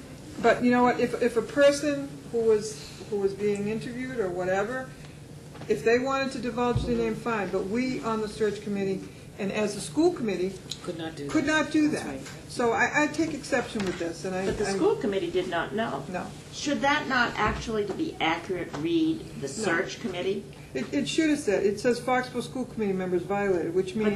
But isn't that incorrect? It is incorrect because it was the search committee. It should have said the search committee, number one, and then the search committee was supposed to bring the information to the other three members who were not on the search committee. It's kind of ironic. If the school committee was not disclosing that information to the public once the decision was made, that certainly flies against the spirit of the open meeting law. But it was the search committee. It was the search committee. It's not the school committee. And the school committee did not receive all of this information until it was presented to us. So I take exception with this. Martha, I would just like to add that we followed the recommendations and the direction of Glenn Kuchar, who was our superintendent search consultant. And he did a wonderful job. And he did, and he made it very clear that we were not to disclose any information. And so we followed his recommendation. You know, And his direction. And to even question, Slattery said the search committee voted in closed session on March 28th. Birch questioned that action too. You've got to be kidding me. That was how it was supposed to be done. That's how we did it. So the screening could be done behind closed doors if what they were doing was given a preliminary screening to these applicants. It's unbelievable. But to say I'm a little bit annoyed is a reach. I'm very annoyed. So I just want people to know that we did things by the book, as Michelle can attest to, and Katie. So I think the whole school committee can, Martha, and I'm glad that you clarified that, because I think there will be people who will read that article and misunderstand, and that's not it's misrepresented. Well, and to call up a member who wasn't on the school committee and try to put them on the spot and then turn around, and have the editor come on the phone and say, come on, off the record, who is it? That to me is unacceptable. Unacceptable. Gian, take it away. Well, I want you to accept some money. Oh, yes. We're good at that. Yeah, we always like to do that. On a bright note, accept some money. This is from Foxborough Invences. It is a letter to Mr. Jerry Roy, who is our fine arts or our visual arts department head. Dear Jerry, please find enclosed a contribution check of $1,800 to cover the purchase of 2 more seats of Cut Pro software to accommodate the growing student population for your courses. It was a pleasure seeing your classroom at work firsthand a couple of months ago when I stopped by. The students are lucky to have such an exceptional environment to learn within and an exceptional teacher to learn from. Your leadership in developing the course offerings and the complete environment is much appreciated by the students and the community. You are an inspiration to many. We are honored to support your work.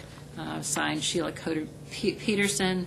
I would like the committee to accept the check from Invences for $1,800. Move to approve. Second.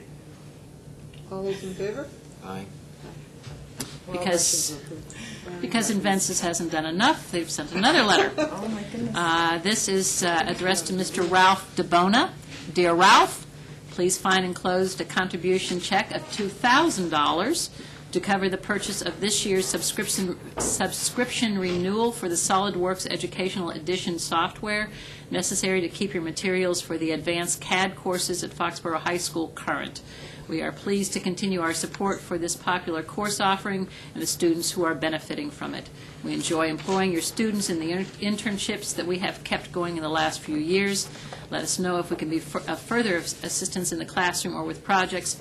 Keep up the good work. And again, it's signed by Ms. Peterson. I'd like the committee to accept this contribution of $2,000.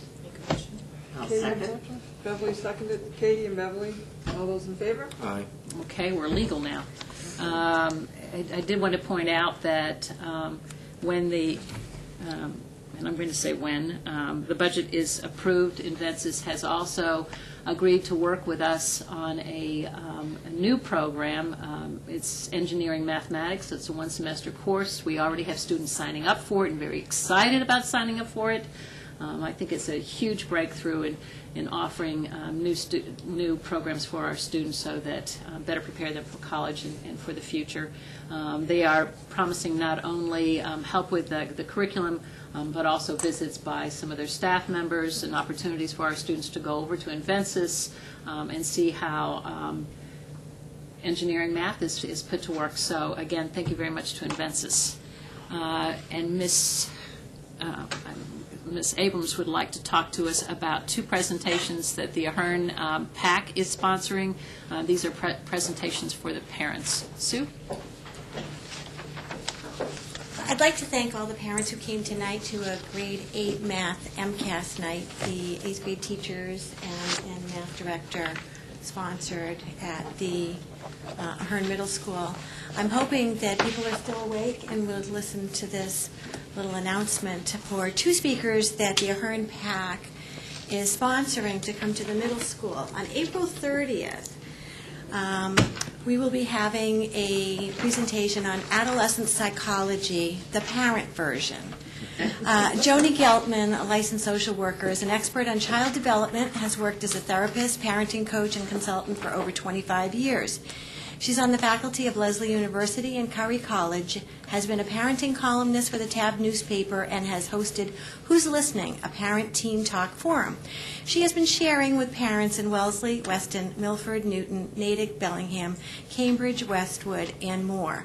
And she'll be at the Ahern Auditorium April 30th from 7 to 9 p.m. for what seems to be a dynamic presentation on understanding adolescent development as we experience it in the middle school years. And on May 14th, same place, Ahern Middle School Auditorium, 7 p.m., Dr. Kathleen Trainer will be presenting Coping with Anxiety in Adolescence. Dr. Trainer is a licensed psychologist on the staff of Mass General in the Child Psychiatry Clinic. She specializes in the treatment of children and teens with anxiety disorders using cognitive behavioral approach. She also does research in this area. She has over 20 years' experience treating children and families and has a private practice in Natick. And this is what the PAC would like to sponsor for parent education of middle school students, and I'm sure any other interested parents would be very welcome. Thank you. And just one more item. We had asked Sarah Bain to join us this evening. I had reported on her award earlier, but just so that we won't ask her to come a third time, just exhausted all of us. But she did receive a very high honor as a woman's legend at the Atlantic Coast Conference. Sarah Baines is our girls' basketball coach.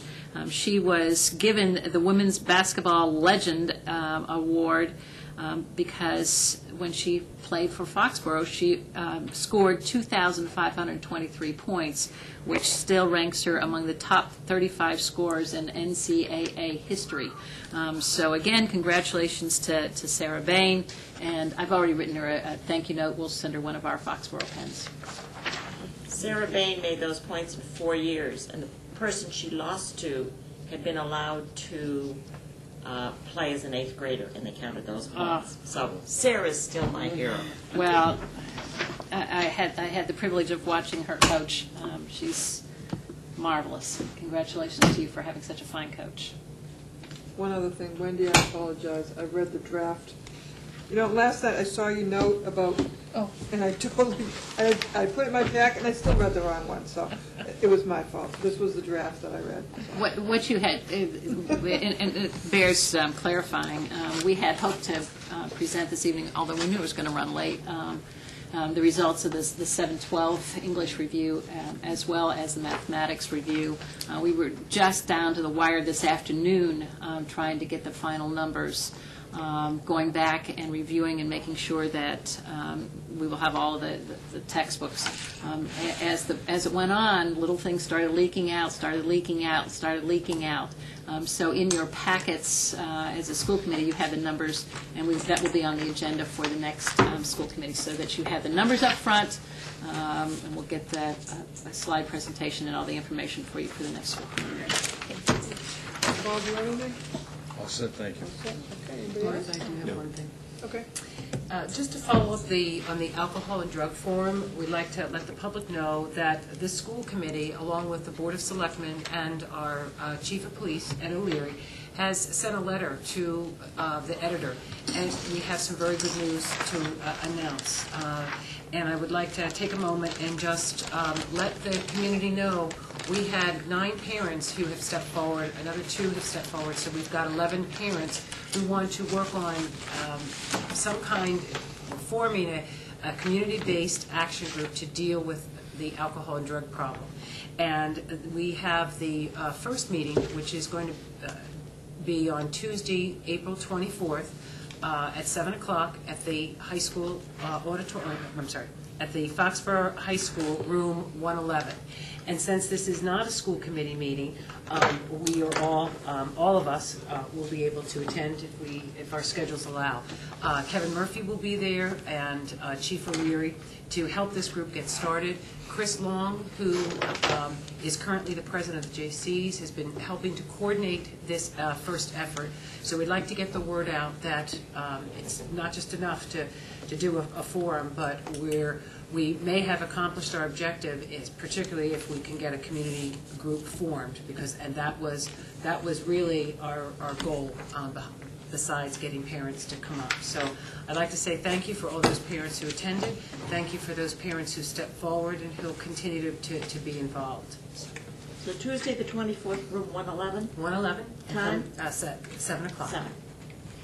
And if I may, I just wanted to again thank Inventus and our School to Career Partnership, Ellen Pillsbury and also Sheila Peterson. Another fantastic job at the middle school career day. That I think is so important. The feedback was wonderful, and knowing many of the presenters who took of their time, it makes Foxborough a great community when so many professionals want to give back to our students, and I know how much the students appreciate it. So I just wanted to say thank you to all of those people. We need a motion to go into executive session. Session to conduct strategy sessions in preparation for negotiations with non-union personnel. Have a second? Second. Beverly seconded. I need a roll call. Beverly? Aye. Kate? Aye. Larry? Aye. Katie? Aye. Martha? Aye. Thank you and good night. Can we take a 5-minute break before we do that? Sure.